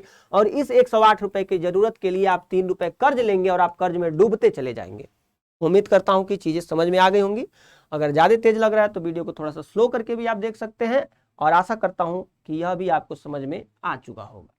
आइए बढ़ते हैं आगे। चालू खाता का घाटा यानी कि CAD, क्या है CAD अर्थात करेंट अकाउंट डेफिसिट बढ़ सकता है क्योंकि आयात महंगा होता जा रहा है। आयात क्यों महंगा होता जा रहा है? पहले हमें जो मान लीजिए कि अगर आप $4 पे कर रहे हैं, किसी मोबाइल को मंगा रहे हैं आप, और उसके लिए आप मान लीजिए कि $4 पे कर रहे हैं, $4 के लिए पहले मान लीजिए कि अगर 70 रुपए मान ले तो 280 रुपए पे करने पड़ते। अब चूंकि मुद्रा का अवमूल्यन हो गया, डॉलर की अधिकता हो गई, सॉरी डॉलर का जो है कि मांग बढ़ गया, डॉलर महंगा हो गया। मैंने आपको बताया था लंदन स्टॉक एक्सचेंज के बारे में कि कैसे रॉबर्ट और क्लाइव, हेक्टर मुनरो, ये सब उदाहरण देके मैंने समझाया। अब होता क्या है कि जब आप $4 जो है कि $4 जब आप पे करेंगे तो आप पहले 280 रुपए पे करते थे, अब चूंकि 80 रुपए हो गया $1 तो आपको कितना पे करना पड़ेगा? 320 रुपए, अर्थात 40 रुपए ज्यादा पे करना पड़ेगा, यानी कि आयात महंगा हो गया। और जब आयात महंगा हो जाएगा तो चालू खाता डिफिसिट बढ़ जाएगा। राहत की बात यह है कि भारत का फॉरेक्स रिजर्व यानी कि विदेशी मुद्रा भंडार बेहतर स्थिति में है, हम इससे जूझ सकते हैं। वैश्विक समृद्धि में गिरावट का अनुमान है। और एक बात बताइए, जब वैश्विक समृद्धि गिरेगी तो भारत इससे अछूता तो नहीं है ना, भारत की भी स्थिति गिरेगी। और यदि मांग में कमी आती है तो कमोडिटी की कीमतें घटेंगी और भारत के चालू खाते के घाटे में सुधार हो सकता है। यानी कि यदि मान लीजिए कि बाजार में मांग में कमी आती है तो भारत की स्थिति लगभग सुधर जाएगी। जैसे मान लीजिए जब मांग ही नहीं रहेगी, अगर मान लीजिए कोई डॉलर खरीदने ही नहीं जाएगा, जब डॉलर खरीदने ही नहीं जाएगा कोई, तो उसकी मांग अपने आप घट जाएगी, और जब मांग घट जाएगी तो आप डॉलर कितना भी रखिए तो डॉलर की अधिकता होने लगेगी, और डॉलर की जिसकी अधिकता होगी वह क्या होगा, अपना मूल्य खो देगा। इसीलिए अपने आप को कहीं भी बहुत ज्यादा, जैसे मान लीजिए कि अगर आप हैं तो अपने आप को किसी के लिए बहुत, कहा जाता है ना कि अपने आप को किसी के लिए इतना भी मौजूद न रखिए कि वह आपकी वैल्यू ही ना करे। अर्थात इस अर्थशास्त्र को पढ़ते हुए बहुत सारी चीजों को आप समझ सकते हैं कि जब आपकी अधिकता बढ़ जाएगी किसी व्यक्ति के जीवन में तो वह आपकी वैल्यू करना कम कर देगा। इसीलिए आवश्यकता के अनुसार अपनी उपस्थिति को दर्ज करें। अगर आप बेवजह प्रत्येक वक्त उपस्थित रहेंगे, हर वक्त उपस्थित रहेंगे, तो आपकी कोई वैल्यू नहीं रहेगी, नहीं रह जाएगी। उम्मीद करता हूं कि यह भी समझ में आ चुका होगा। अब देखिए, ये भी जो आपका पीडीएफ है यह भी आपको मिल जाएगा, यह भी आपको प्रोवाइड करा दिया जाएगा। अब आ जाते हैं यूथ कंपटीशन टाइम्स के द्वारा जो आप लोगों को प्रोवाइड कराया जाएगा पीपीटी, यानी कि पीडीएफ वर्जन आप लोगों को इसका दिया जाएगा। पूरा का पूरा सारांश आप लोगों को प्रस्तुत कराया जाएगा, जिसको महज 2 से 2.5 घंटे यदि आपके पास पर्याप्त समय हो तो, अदरवाइज नहीं भी पढ़ेंगे तो चलेगा, क्योंकि शॉर्ट फॉर्मेट में मैंने आपको बता दिया है कि कैसे कैसी चीजें रहीं। अब बजट आएगा, उस पर भी चर्चा करेंगे। अब इनको वन लाइनर के थ्रू हम देखते चलते हैं कि क्या क्या चीजें हुई और क्या क्या चीजें होनी बाकी है। तो आइए शुरुआत करते हैं। देखिए, 2023-24 के दौरान भारत की जीडीपी विकास दर 6 से लेकर के 6.8% रहेगी, जो कि वैश्विक आर्थिक और राजनीतिक घटनाक्रमों पर निर्भर करेगी। यानी कि यह किन बातों पर निर्भर करेगी, यह वैश्विक आर्थिक घटनाक्रमों पर निर्भर करेगी कि भारत की जो जीडीपी है उसका क्या अनुमान लगाया जाएगा और भारत की जीडीपी कितनी रहेगी। तो इसके पहले जो हमने देखा, यह मैंने आपको बताया कि आईएमएफ के द्वारा, एडीबी के द्वारा, यानी कि एशियन डेवलपमेंट बैंक के द्वारा कौन कौन से आपको यहां पर दिए गए एग्जाम्पल की कितनी वैश्विक वृद्धि दर जा सकती है। तो उसमें आपने देखा कि लगभग 7.8% से लेकर के और इससे भी ज्यादा जो है कि भारत की वृद्धि दर बताने का अनुमान लगाया गया है। परंतु यहां पर आपको देखने को मिलेगा कि एसबीआई की माने, यदि एसबीआई की हम माने तो आपको यह चीज देखने को मिलेगी कि एसबीआई का मानना है 6.8% की दर से वैश्विक वृद्धि दर बढ़ेगी। यह किसका मानना है, यह आपके एसबीआई का मानना है। तो 2023 और 24 के दौरान यह भारत की जीडीपी रहेगी। इसके अलावा वर्तमान भारत की जीडीपी के बारे में भी हम लोगों ने पिछले स्लाइड में चर्चा की है, वह भी स्लाइड आप लोगों को लिंक के थ्रू वहां पर मिल जाएगी। इसके अलावा आइए बात करते हैं, इसके अलावा हम आइए देखते हैं कि यहां पर अन्य चीजों को भी देख लेते हैं, जो है आपका आर्थिक सर्वेक्षण 2022 और 23 का सारांश। चूंकि सारांश उस जो हमने स्लाइड देखी थी उसके माध्यम से मैंने आप लोगों को सारी चीजों को कवरअप कर दिया है। एक संक्षिप्त नजर यहां पर आप डालते चलिए। भारत में पूंजीगत व्यय को बढ़ावा दिया गया है, और जब भी पूंजीगत व्यय को बढ़ावा दिया जाता है अर्थात पूंजी निर्माण के लिए खर्च किया जाता है, और जब भी आप पूंजीगत व्यय करते हैं तो आने वाले समय में बेहतर अवसरों की संभावना बनती है। जैसे कि आपने पूंजीगत व्यय करके कहीं पर जमीन खरीद लिया, तो जब आप पूंजीगत व्यय करके कहीं पर जमीन खरीद लिए तो आपको वह जमीन, जब जमीन की कीमतें बढ़ेंगी तो वह क्या होगा, आपकी लायबिलिटीज नहीं रहेगा, वह आपका एसेट होगा। तो जब पूंजीगत व्यय किया जाता है तो वह आपके एसेट का कार्य करता है। ठीक इसी तरीके से भारत सरकार ने भी पूंजीगत व्यय कहिए या यूं कहिए कि पूंजीगत निवेश को बेहतर कारक माना है अर्थव्यवस्था से उभरने के लिए। यानी कि इस महामारी, रूस यूक्रेन वार और जलवायु परिवर्तन से जो है कि एक तरीके से आप यूं कह सकते हैं तमाचा है, जो है कि लोग मानव समुदाय पर जो इसकी आर्थिक स्थिरता को कमजोर कर दिया इसने, यानी कि जो आर्थिक स्थिरता बनी हुई थी, परंतु फिर भी मानव इतना प्रगतिशील है कि मानव ने बहुत जल्द इससे रिकवरी प्राप्त कर ली। तो आइए देखते चलते हैं आर्थिक सर्वेक्षण की इस रिपोर्ट के अंतर्गत। यहाँ पर हम इस रिपोर्ट के अंतर्गत देखते हुए चलते हैं कि आर्थिक सर्वेक्षण 2022-23 का अनुमान है कि जीडीपी विकास दर वित्त वर्ष 2024 के लिए वास्तविक आधार पर 6.5% रहेगी। कितनी रहेगी, 6.5% रहेगी वास्तविक आधार पर। मैं इधर आ जाता हूं क्योंकि यहां से स्लाइड्स चेंज होंगी। अब देखिए अर्थव्यवस्था की विकास दर मार्च 2023 को समाप्त होने वाले वर्ष के लिए 7% रहने का अनुमान है। पिछले वित्त वर्ष में विकास दर 8.7% रही थी। मैंने आपको यह भी बताया था कि पिछले वित्त वर्ष में कितनी रही थी। सूक्ष्म लघु और मध्यम उद्यम यानी कि जो एमएसएमई सेक्टर है, इस क्षेत्र के लिए ऋण में तेज वृद्धि दर्ज की गई है, जो जनवरी नवंबर 2022 के दौरान औसत आधार पर 30.5% रही। यानी कि जो एमएसएमई की अगर बात की जाए तो इस क्षेत्र के लिए जो ऋण है इसमें वृद्धि दर्ज की गई है। और इसके कारण निर्माण क्षेत्र में जो वृद्धि हुई है, इसके कारण आपको क्या देखने को मिलेगा कि आपका घाटा भी बढ़ सकता है अगर मान लीजिए कि वहां से ऋण की प्राप्ति नहीं होती है तो। परंतु भारत ने, आप सभी को देखने को मिलेगा कि जो ऋण है उसमें बेहतर, अभी मान लीजिए कि जो ऋण लिया जाता है उसमें बेहतर प्रदर्शन किया है। जो ऋण वापस लिया जाता है, बैंकों ने भी बेहतर प्रयास किया है, सरकार ने भी बेहतर प्रयास किया है। केंद्र सरकार का पूंजीगत व्यय यानी कि कैपेक्स, जिसको शॉर्ट फॉर्म में कैपेक्स कहा जाता है, यानी कि कैपेक्स को आप कह सकते हैं कैपिटल एक्सपेंडिचर, जो वित्त वर्ष 2023 के 8 महीनों के दौरान 63.4% की दर से बढ़ा। यह वर्तमान वर्ष के लिए भारतीय अर्थव्यवस्था के विकास की गति देने का प्रमुख कारण रहा। जैसे कि मैंने आपको वहां पर भी बताया था कि यह प्रमुख चालक का कार्य किया भारतीय अर्थव्यवस्था को गति देने के लिए। भारतीय अर्थव्यवस्था को गति देने के लिए इसने क्या किया कि प्रमुख चालक का कार्य किया। रुकिए मैं हाइलाइटर ले लेता हूं, हाइलाइटर से अमूमन अच्छी तरीके से लिखा जा सकता है। अब आइए देखते हैं आगे। यहां पर देखिए आप, आरबीआई का अनुमान है कि वित्त वर्ष 2023 के लिए महंगाई दर 6.8% रहेगी। यानी कि जो महंगाई बढ़ेगी वह 6.8% के रफ्तार से बढ़ेगी। अब मान लीजिए कि जब महंगाई इसके रफ्तार से बढ़ेगी और यह अनुमान लगाया जा रहा है कि 6.8% के हिसाब से आपका जीडीपी ग्रोथ भी रहेगा, तो अब आपको यह देखने को मिलेगा कि हमें कुछ बहुत ज्यादा फायदा नहीं होगा। यानी कि हो सकता है कि हम घाटे की स्थिति में चले जाएं, परंतु यदि मांग में कमी आती है तो इसको सुधारा जा सकता है। तो इसको क्या किया जा सकता है, सुधारा जा सकता है। यह चीज आप ध्यान में रखिएगा, तो इसमें सुधार किया जा सकता है। अब आइए बढ़ते हैं आगे। निर्माण गतिविधियों में प्रवासी श्रमिकों के लौटने से निर्माण सामग्री के जमा होने की प्रक्रिया, जो पिछले साल के 42 महीनों के मुकाबले वित्त वर्ष 2023 की तीसरी तिमाही में 33 महीनों की रही है, महत्वपूर्ण कमी दर्ज करने में मदद मिली है। यानी कि इसके वजह से महत्वपूर्ण कमी दर्ज की गई है, क्योंकि निर्माण गतिविधि में आप सभी को पता है कोरोना महामारी के दौरान लोग अपने जो है कि छोड़ के चले गए और निर्माण गतिविधियां रुक सी गई थी। तो वहां पर भी आप देखेंगे कि महत्वपूर्ण जो कमी दर्ज की गई है। इसके अलावा अगर बातचीत हम करें तो आप यहाँ पे देख पाएंगे।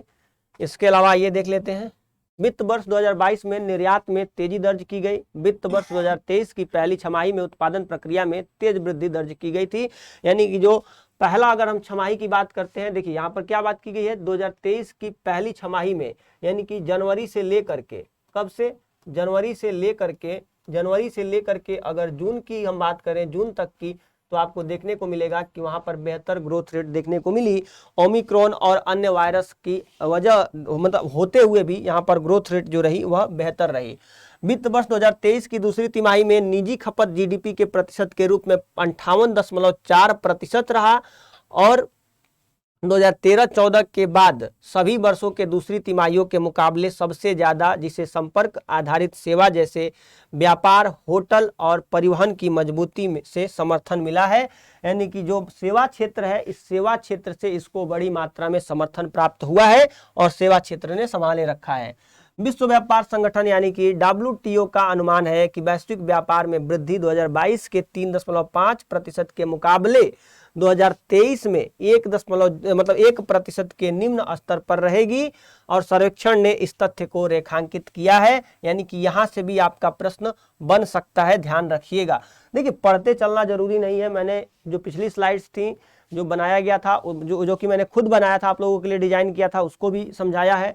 यहाँ पर यह चूंकि पूरा का पूरा सारांश आपको पीआईबी के थ्रू मिल जाता है, तो यहाँ पे इन चीजों को भी डिस्कस करते हुए मैं आपको बता दूं कि जो यहाँ पर व्यापार में वृद्धि हुई है, तो 2023 के मुकाबले आप देखेंगे निम्न स्तर पर रहेगी, और सर्वेक्षण ने इस जो सर्वेक्षण आया है इसमें इस तथ्य को बाकायदे रेखांकित भी किया गया है।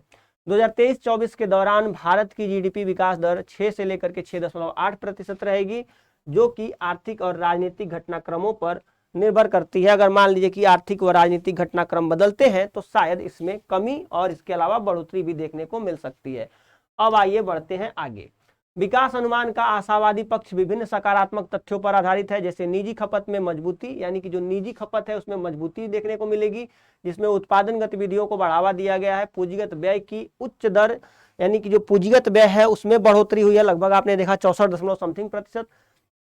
जो पहले जितना पूंजीगत व्यय होता था अब उससे बड़ी मात्रा में, जैसे मान लीजिए कि पहले जब हम कमाते थे 100 रुपए और उसका हम मात्र 1 रुपए खर्च करते थे पूंजीगत व्यय पे, तो अब हम लगभग 2 से 3 रुपए खर्च करने लगे हैं। और इसी पूंजीगत व्यय की वजह से भारत ने बहुत जल्दी रिकवरी कर ली है, यह भी तथ्य आपको जानते रहना चाहिए। अब आइए बढ़ते हैं आगे।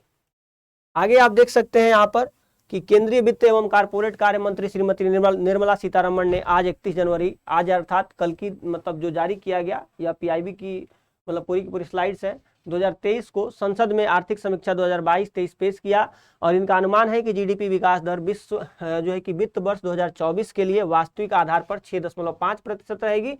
और इस अनुमान का बहुपक्षीय एजेंसियों जैसे कि विश्व बैंक, IMF, ADB और घरेलू तौर पर RBI द्वारा किए गए अनुमानों की तुलना के द्वारा बताया गया है कि 6.5% रहेगी। किसी ने 7.8 बताया, किसी ने 6.8 बताया, तो लगभग 6.5 आप मान करके चलिए, क्योंकि यह ऑथेंटिक डाटा है। ठीक है, तो ऑथेंटिक डेटा को आप लोग कहीं भी जो है कि इंगित कर सकते हैं जब भी आपको आंसर वगैरह लिखना हो। तो ये थोड़ा यहाँ पे ब्लैंक पेज आ जा रहा है। सर्वेक्षण कहता है कि वित्त वर्ष 2024 में विकास की गति तेज रहेगी, क्योंकि कॉर्पोरेट और बैंकिंग क्षेत्र के लेखा विवरण पत्रों को मजबूत होने से ऋण अदायगी और पूंजीगत निवेश के शुरू होने का अनुमान है, यानी कि जो ऋण की अदायगी है वह भी शुरू हो जाएगी।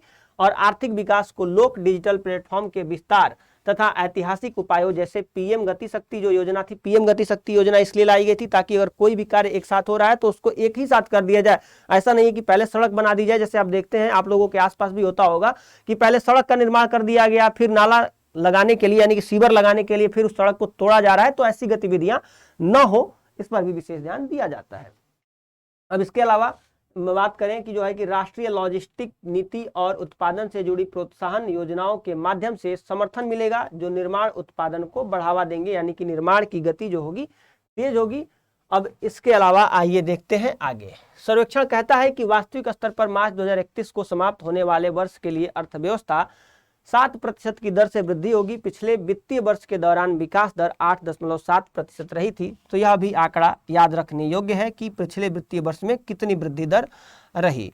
ठीक है, अब चूंकि यहाँ पे देखिए स्लाइड्स ब्लैंक हो रहे हैं, बट फिर भी देखते हैं। सर्वेक्षण के अनुसार वित्त वर्ष 2023 के दौरान भारत के आर्थिक विकास का मुख्य निजी खपत और पूंजी निर्माण रहा, जिसने रोजगार के सृजन में मदद की। और यहाँ पर टीकाकरण अभियान जिसमें 2 बिलियन खुराकों को दिया गया, यानी कि भारत ने देखिए स्वास्थ्य क्षेत्र में भी बड़ी मात्रा में खर्च किया। और एक चीज जानते चलिए कि वित्त वर्ष 2020 में वित्तीय प्रणाली में चल रहे दबाव के कारण भारत की जीडीपी वृद्धि धीमी हो गई, जबकि बैंकिंग क्षेत्र मरम्मत के दौर से गुजर रहे हैं और पुनरुत्थान कर रहे हैं, पुनरुत्थान कर रहे हैं। इसके कारण गैर बैंकिंग क्षेत्र जो संकट में थे, बैंकिंग प्रणाली के लिए अनिश्चितताओं को नवीनीकृत कर दिया गया है। तो ये सारी चीजें आपको पढ़ने को मिलेंगी। इसके अलावा अगर एक डेटा की मैं बात करूं, मेरे पास इसमें चार्ट खुला हुआ है मेरे मोबाइल में, तो यहाँ पर दिखाया गया है कि जापान का जो जीडीपी का मतलब जो सरकारी ऋण था 2021 में, तो वह अपने लगभग बहुत बड़ी मात्रा में लगभग 263% अपने जीडीपी का इसके पास ऋण हो चुका है। कितना? 263%। इसके अलावा यूएस भी लगभग आपका 66% पे बना हुआ है। उन आंकड़ों को मैं यहाँ पर इंगित करना भूल गया, इसीलिए आपको लिख के बता रहा हूँ। ब्राजील भी आपका 30 से बढ़ के 69 चला गया है। लेकिन भारत की जो स्थिति है, भारत आपका मात्र 81 से लेकर के 84 तक ही पहुंचा है। तो भारत की स्थिति बेहतर है इस मामले में, आप ये कह सकते हैं। तो इन सभी के सभी जो भी मतलब ये डाटा यहाँ पे दिए गए हैं ये आपको मिल जाएंगे। आइए एक बार हम यहाँ पे स्लाइड्स को एंड करते हैं। ठीक है, तो यहाँ पे ये देखिए ब्लैंक थोड़ा स्लाइड्स आ गई हैं किसी कारण से। तो यहाँ पे देखिए मैंने आपको बताया कि सर्वेक्षण में महामारी के कारण निर्माण गतिविधियों में आई बाधाओं को रेखांकित किया गया है। सर्वेक्षण कहता है कि टीकाकरण से प्रवासी श्रमिकों को शहरों में वापस लाया गया और इससे आवास बाजार मजबूत हुआ। और यह इस बात से परिलक्षित होता है कि विनिर्माण सामग्री के भंडार में महत्वपूर्ण कमी दर्ज की गई, जो पिछले साल के 42 महीनों के मुकाबले वित्त वर्ष 2023 की तीसरी तिमाही में 33 महीने रह गया है। तो ये सारी चीजें यहाँ पर बताई गई हैं, यानी कि ओवरऑल अगर बात की जाए तो भारत ने पूंजीगत क्षेत्र में निवेश करके अपनी अर्थव्यवस्था को सुधारने का प्रयास किया है और भारत ने इसमें बेहतर स्थिति भी हासिल की हुई है। तो इन सारी की सारी गतिविधियों को यहाँ पर चूंकि आप देख सकते हैं, जैसे कि भारत का आर्थिक लचीलापन और विकास संचालक, मैंने आपको पहले ही बताया था कि जो भारत है, भारत में आपको देखने को मैंने बताया था कि जो वक्र है इसका वह भी आकार के वक्र से इसने वृद्धि की है। भारत अचानक से लुढ़का लेकिन फिर तुरंत उठ गया। कुछ एक यू आकार का वक्र भी देखने को आपको मिलता है जिसमें अर्थव्यवस्था गिरती तो है लेकिन कुछ समय तक वह उसी रेखा में चलती है फिर उठती है, तो उसको यू आकार का भी वृद्धि दर कहा जाता है। अब इसके अलावा भारतीय अर्थव्यवस्था में जो है कि मैक्रो इकोनॉमिक और विकास संबंधी चुनौतियां भी हैं। जैसे कि मैक्रो में क्या देखते हैं आप, पूरे के पूरे देश के स्तर पे बेरोजगारी हुआ, जीडीपी हुआ, ये मैक्रो इकोनॉमिक के अंतर्गत आते हैं, तो इनको भी चुनौती मिल सकती है। मुद्रास्फीति वगैरह हुआ तो यहाँ पर भी अभी जो है कि भारत को चुनौती मिल सकती है। इसके अलावा अगर बात की जाए अनुमान 2023 और 24 की, तो अनुमानों के बारे में भी हमने चर्चा कर ली थी। आप देख सकते हैं समीक्षा के अंतर्गत कितने गुना वृद्धि हुई है। बजटीय पूंजीगत व्यय में मैंने आपको पहले ही बताया था कि 2.7, कहीं कहीं या 2.9 भी किसी के द्वारा बताया गया है, परंतु यह पीआईबी का ऑथेंटिक डाटा है, तो आप ध्यान रखिएगा पूंजीगत व्यय में 2.7 गुना वृद्धि हुई है। और इसी के कारण वस्तु एवं सेवा कर की शुरुआत और दिवाला एवं दिवालियापन संहिता जैसे रचनात्मक सुधारों से अर्थव्यवस्था की क्षमता को सुधारा गया है। अब बात अगर करें कर की, तो सरकार ने बड़ी मात्रा में टैक्स जो वसूला जाता है उसमें भी वृद्धि देखने को मिली है। वह भी आंकड़े यहाँ पर आपको दिखाए गए हैं, परंतु सारी चीजों को पढ़ पाना आपके लिए मतलब संभव नहीं है, क्योंकि इसके अलावा अन्य विषयों की भी आपको तैयारी करनी है। तो यह आपको पूरा का पूरा जो डेटा है यह आपको प्रोवाइड करा दिया जाएगा, लिंक के थ्रू आपको मिल जाएगा। भारत में समावेशी विकास को भी बढ़ावा मिला है भारत में, यानी कि जो गरीब तबका है वह भी किस तरीके से आगे बढ़ सके, रूरल एरिया यानी कि ग्रामीण क्षेत्रों को कैसे बढ़ावा मिल सके, उस पर भी बल दिया गया है। इसके अलावा वैश्विक अर्थव्यवस्था यानी कि जो वैश्विक अर्थव्यवस्था है उन किस चुनौतियों का सामना कर रही है, इस पर भी बातचीत की गई है। आप सभी को पता है, मैंने उस स्लाइड्स में आपको बताया था कोरोना महामारी। इसके अलावा कोरोना महामारी के अलावा अगर बातचीत की जाए तो जो आपका रूस यूक्रेन वार हुआ, जलवायु परिवर्तन हुआ, वैश्विक अर्थव्यवस्था इन सभी चीजों का सामना कर रही है। फिर आप देखेंगे कि वित्त मंत्रालय आर्थिक समीक्षा 2022-23 की मुख्य बातों के बारे में, यानी कि भारतीय अर्थव्यवस्था में समस्त क्षेत्रों में उल्लेखनीय बेहतरी देखने को मिल रही है और वित्त वर्ष 2023 में यह महामारी पूर्व विकास पथ पर अग्रसर हो चुकी है। और खुदरा महंगाई नवंबर 2022 में घट करके जो है कि आरबीआई के लक्षित दायरे में आ गई है। जो आरबीआई का लक्षित दायरा है उसको प्राप्त कर चुकी है। प्रत्यक्ष कर संग्रह अप्रैल 2022 में भी दमदार रहा, यानी कि जो डायरेक्ट टैक्स होता है, डायरेक्ट टैक्स वह लगाया जाता है जब करारोप में जो मतलब जब कर को जिसके ऊपर लगाया जाता है, तो जिसके ऊपर कराघात किया जाता है वही व्यक्ति उसको पे करता है, यानी कि जिसके ऊपर टैक्स लगाया जाता है वही पे करता है। तो जो डायरेक्ट टैक्स इन्वेस्ट है, कॉर्पोरेट टैक्स इन्वेस्ट है, इन सभी में बड़ी मात्रा में वृद्धि हुई है। घटती शहरी बेरोजगारी आपको मैंने बताया था कि पहले 9.8 थी, अब 7.2% रह गई है, और इसके कारण आपको यह देखने को मिलता है कि रोजगार बढ़े हैं। सरकार के द्वारा लागू किए जा रहे सुधारों की अगर बात करें तो जीवन यापन में दक्षता, सुगमता, विश्वास आधारित गवर्नेंस बढ़ाने के लिए सार्वजनिक वस्तुएं तैयार करना, कृषि उत्पादकता को बढ़ावा देना, यानी कि कृषि में जब बढ़ोतरी होगी तो आप सभी को पता है समावेशी विकास को बढ़ावा मिलेगा। जब एक गरीब तबका का विकास होगा, कहा जाता है कि जब एक गरीब तबका किसी समाज का वंचित वर्ग जिस दिन बेहतर जीवन जीने लगे तो यकीन मानिए वह समाज बदल रहा है। ऋणों के उठाव में वृद्धि होने, निजी पूंजीगत खर्च बढ़ने में लाभदायक निवेश चक्र शुरू होगा, यानी कि लाभ मिलेगा इससे भी। अप्रैल 2022 से ही अनुसूचित वाणिज्यिक बैंकों का गैर खाद्य ऋण दहाई अंकों में बढ़ रहा है, यानी कि जितने भी खाद्य ऋण हैं वाणिज्यिक बैंक हैं उनका जो ऋण है वह दहाई अंकों में बढ़ रहा है। जितने भी अनुसूचित वाणिज्यिक बैंक हैं यानी कि शेड्यूल जो बैंक हैं उनकी बात यहाँ पर की गई है। और इसके अलावा सामाजिक क्षेत्र में व्यय की बात करें तो 2001 में 9.1 लाख रुपए की से बढ़ करके इस समय 21.3 लाख रुपए, आप अनुमान लगा लीजिए कि मान लीजिए कि 7 वर्षों में यह बहुत तीव्र गति से बढ़ा है। आप कह सकते हैं कि दोगुनी से भी ज्यादा गति से बढ़ा है। कोविड टीके का 220 करोड़ से भी अधिक लोगों की खुराक लगाई गई और यह भी एक तरीके से अर्थव्यवस्था को पटरी पर लाने के लिए एक विशेष जो है कि कारक रहा। भारत ने शून्य उत्सर्जन संकल्प भी व्यक्त किया और शून्य उत्सर्जन लक्ष्य की प्राप्ति के लिए 2070 तक हासिल कर लेगा। इसमें यह भी अनुमान तय किया गया कि 2070 तक हम इसको जो है कि हासिल कर लेंगे। राष्ट्रीय हरित हाइड्रोजन मिशन से भारत वर्ष 2070 तक ऊर्जा के मामले में आत्मनिर्भर हो जाएगा। कृषि क्षेत्र में निजी निवेश वर्ष 2020-21 में बढ़ करके इस समय 9.3% हो गया है। राष्ट्रीय कृषि क्षेत्र में अगर जो है कि निजी निवेश बढ़ा है, आप सभी को पता है कृषि बिल वापस लिए जाने के बाद भी कृषि में निवेश बड़ी मात्रा में बढ़ चुका है।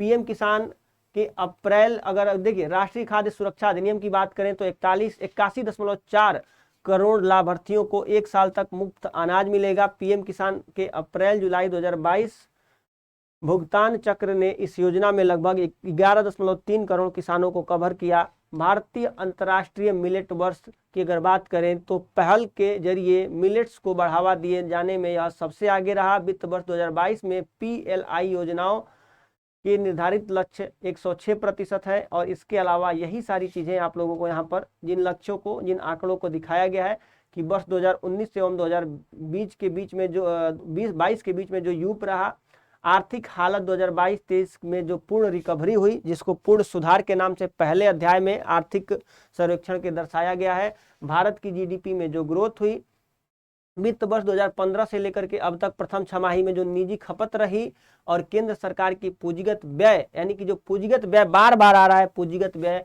यानी कि पूंजीगत व्यय से क्या हुआ कि जो कंपनियां हैं, कंपनियों को भी बड़ी मात्रा में अवसंरचनात्मक विकास के द्वारा जो है कि अपना जो है आप कह सकते हैं कि इसमें अवसर मिला कि इनका विकास किया जा सके। तो ये सारी चीजें भी आपको देखने को मिलेंगी, क्योंकि देखिए जब पूंजीगत व्यय होगा, जब चीजें बनेंगी, फैक्ट्रियां बनेंगी, उसमें रोजगार होगा, और जब लोग रोजगार करेंगे तो उत्पादन बढ़ेगा, तो जीडीपी हमारा अपने आप बढ़ेगा ही बढ़ेगा। ठीक है, खुदरा महंगाई के बारे में बातचीत की गई है, और आप देख सकते हैं कि भारत का मध्यमकालिक विकास आउटलुक अपेक्षाओं और उम्मीदों के साथ, यानी कि सारी चीजों में लगभग आपको सकारात्मकता दिखाई देगी। जो मध्यमकालिक युग है उसमें भी आपको अपेक्षाएं जो है वह बेहतर है। तो इन चीजों को भी आप ध्यान रखिएगा। इसके अलावा राजकोषीय घटनाक्रम, राजस्व में तेज उछाल देखने को मिला है, 2023 में काफी सुदृढ़ हो गई है, और जीएसटी से होने वाले राजस्व में तेज उछाल आया है, और बजट में यथार्थवादी अनुमान लगाए जाने से ही यह संभव हो पाया है। यानी कि बजट में हमने ऐसे अनुमान लगाए जो यथार्थवादी रहे। अगर मान लीजिए कि यथार्थवादी न लगा करके हम आदर्शवादी लगा ले, आदर्श में खूब ज्यादा मतलब सोच लें कि हमने इतना हासिल करना है और हासिल कर ही ना पाए, तो भी वह सही नहीं है। अप्रैल नवंबर 2022 के दौरान सकल राजस्व 15.5% की वार्षिक वृद्धि दर्ज की गई, और प्रत्यक्ष करों एवं वस्तु सेवा कर जीएसटी में भी दमदार वृद्धि देखने को मिली। अतः इसके कारण भी भारतीय अर्थव्यवस्था में वृद्धि देखने को मिली है। यह चीज आप ध्यान में रखिएगा। मौद्रिक प्रबंधन और वित्तीय मध्यस्थता अच्छा वर्ष साबित हुआ, यानी कि जो मौद्रिक प्रबंधन है उसके द्वारा भी बैलेंस शीट को दुरुस्त किया गया, और संस्थानों के ऋणों में वृद्धि हुई, ऋणों को उठाव में वृद्धि दर्ज की गई। मैंने भी आप लोगों को बताया था स्लाइड्स के अंतर्गत। गैर बैंकिंग वित्तीय कंपनियों का कर्ज वितरण भी बढ़ता जा रहा है, और इसके अलावा जो कीमत एवं महंगाई है सफलतापूर्वक संतुलन स्थापित यहाँ पर की जाने की भी बातचीत की गई है।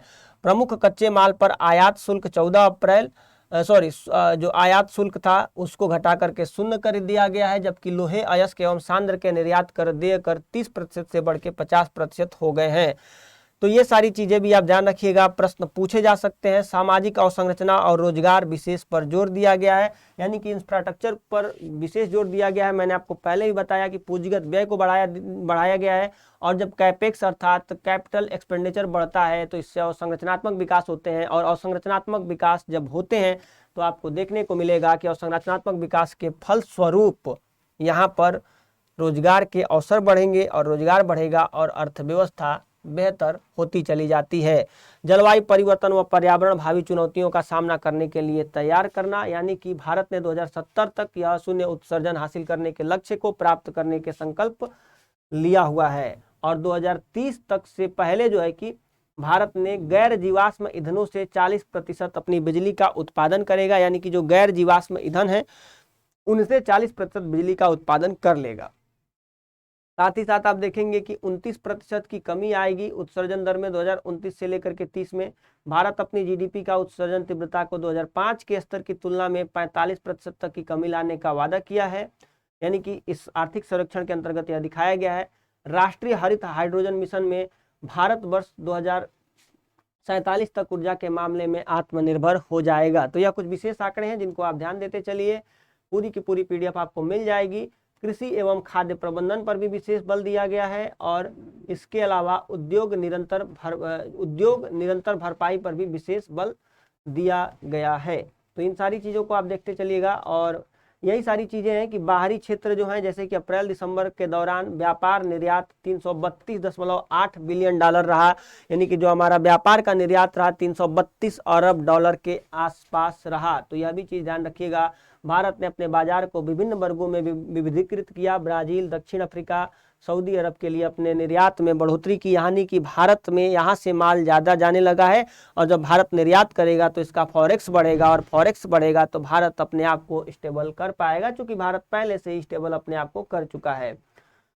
भौतिक और डिजिटल अवसंरचना विकास के लिए सरकार का जो दृष्टिकोण है, डिजिटल क्षेत्र पे भी बड़ी मात्रा में सरकार ने खर्च किया है डिजिटल क्षेत्र के अवसंरचनात्मक विकास के लिए। तो यह भी चीज़ आप ध्यान में रखिएगा।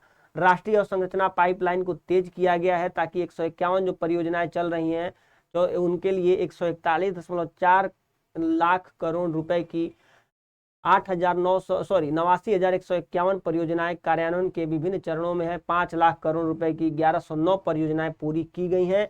एनआईपी और परियोजना निगरानी समूह पोर्टल का आपस में जोड़ने से परियोजनाओं को जो है कि तेजी से मंजूरी मिलती जा रही है। राष्ट्रीय मौद्रीकरण पाइपलाइन की बात करें तो संचयी निवेश को बढ़ावा मिला है। और गति शक्ति की बात करें तो पीएम गति शक्ति मास्टर प्लान विभिन्न मंत्रालयों के लिए एकीकृत योजना निर्माण और तालमेल, ताकि सभी मंत्रालयों में तालमेल बढ़े। और जब सभी मंत्रालयों में तालमेल बढ़ेगा तो सारे काम एक साथ होंगे। ऐसा नहीं होगा कि पहले रोड बनाई गई और रोड बनाने के बाद फिर बिजली के खंभे लगाए जा रहे हैं, बिजली के खंभे बन गए तो फिर दोबारा रोड को तोड़ो और उसके बाद पता चला कि सीवर लाइन बिछाओ और पता चला पूरी की पूरी रोड टूट गई। विद्युत क्षेत्र और नवीकरणीय ऊर्जा पर भी बल दिया जा रहा है, किस तरीके से हम इसको रिप्लेस करके नवीकरणीय ऊर्जा पर बल दें। और इसके अलावा आप इन सारी की सारी घटनाओं को देख सकते हैं कि 8 प्रमुख पत्तनों की क्षमता दोगुनी की गई है, यानी कि जो बंदरगाह है उनकी क्षमता को भी दोगुना किया गया है। भारत की डिजिटल सार्वजनिक संरचना की अगर बात करें तो 2019-22 के दौरान UAI आधारित लेन देन के लिए जो है कि यहाँ पर 115% की वृद्धि की गई है। टेलीफोन और रेडियो डिजिटल सशक्तिकरण को भी जो है कि बढ़ावा दिया गया है, तो इस पर भी आप ध्यान रखिएगा। डिजिटल जन वस्तु यानी कि 2009 के आधार के शुभारंभ के साथ कम खर्च पर पहुंच हासिल की गई है। तो ये चीज़ें भी ध्यान में रखिएगा। साथ ही साथ उपयोगकर्ता की निजता को बढ़ाने के लिए नियम बनाए गए हैं और मजबूत डेटा शासन के लिए एक ऐसा इकोसिस्टम निर्माण किया जा रहा है जो मानक आधारित, खुला तथा आपस में संचालन योग्य नियमों का अनुपालन करता हो। अर्थात आप यहाँ पे कह सकते हैं कि किस तरीके से उपयोगकर्ता के डेटा को सुरक्षित किया जाए, इस पर भी बल दिया गया है। तो साथियों, उम्मीद करता हूँ कि आज की जो यह क्लास है आप लोगों को समझ में आई होगी। आर्थिक सर्वेक्षण से संबंधित जो महत्वपूर्ण बिंदु थे मैंने आपको पहली क्लास जो मतलब पहली स्लाइड थी वहाँ पर ही डिस्कस कर लिए थे, यानी कि इस स्लाइड्स के अंतर्गत हमने आप सभी से डिस्कस कर लिए थे। और इस स्लाइड्स में लगभग उन सभी बातों को मैंने सम्मिलित किया था जहां से प्रश्न पूछे जा सकते हैं। जैसे कि देखिए, मैंने आपको यहाँ पे ग्राफ के माध्यम से भी सारी चीज़ों को दिखाने का और समझाने का प्रयास किया था। और ये दोनों की दोनों स्लाइड्स आप लोगों को मिल जाएंगी, और ये दोनों स्लाइड्स आपको मिल जाएंगी तो आप जा करके जो YCT का एग्जाम प्रिपरेशन ऐप है वहाँ पर जा करके भी इसको पढ़ सकते हैं। इसके अलावा ये सारी चीज़ें आप लोगों को जिस तरीके से यहाँ पे पढ़ाई गई है उसी तरीके से आपको मिल जाएंगे, तो उसका आप लाभ ले पाएंगे। YCT के साथ जुड़े रहें। कल अर्थात 2 फरवरी को बजट पर विशेष चर्चा प्रस्तुत की जाएगी। नेट की समस्या के कारण यह क्लासेस लाइव नहीं हो पाई, इसका हमें खेद है। आपने लाइव हमारा इंतजार किया, अतः हम आपके आभारी हैं। थैंक यू सो मच विद्यार्थियों, आप सभी का। Bye bye, take care.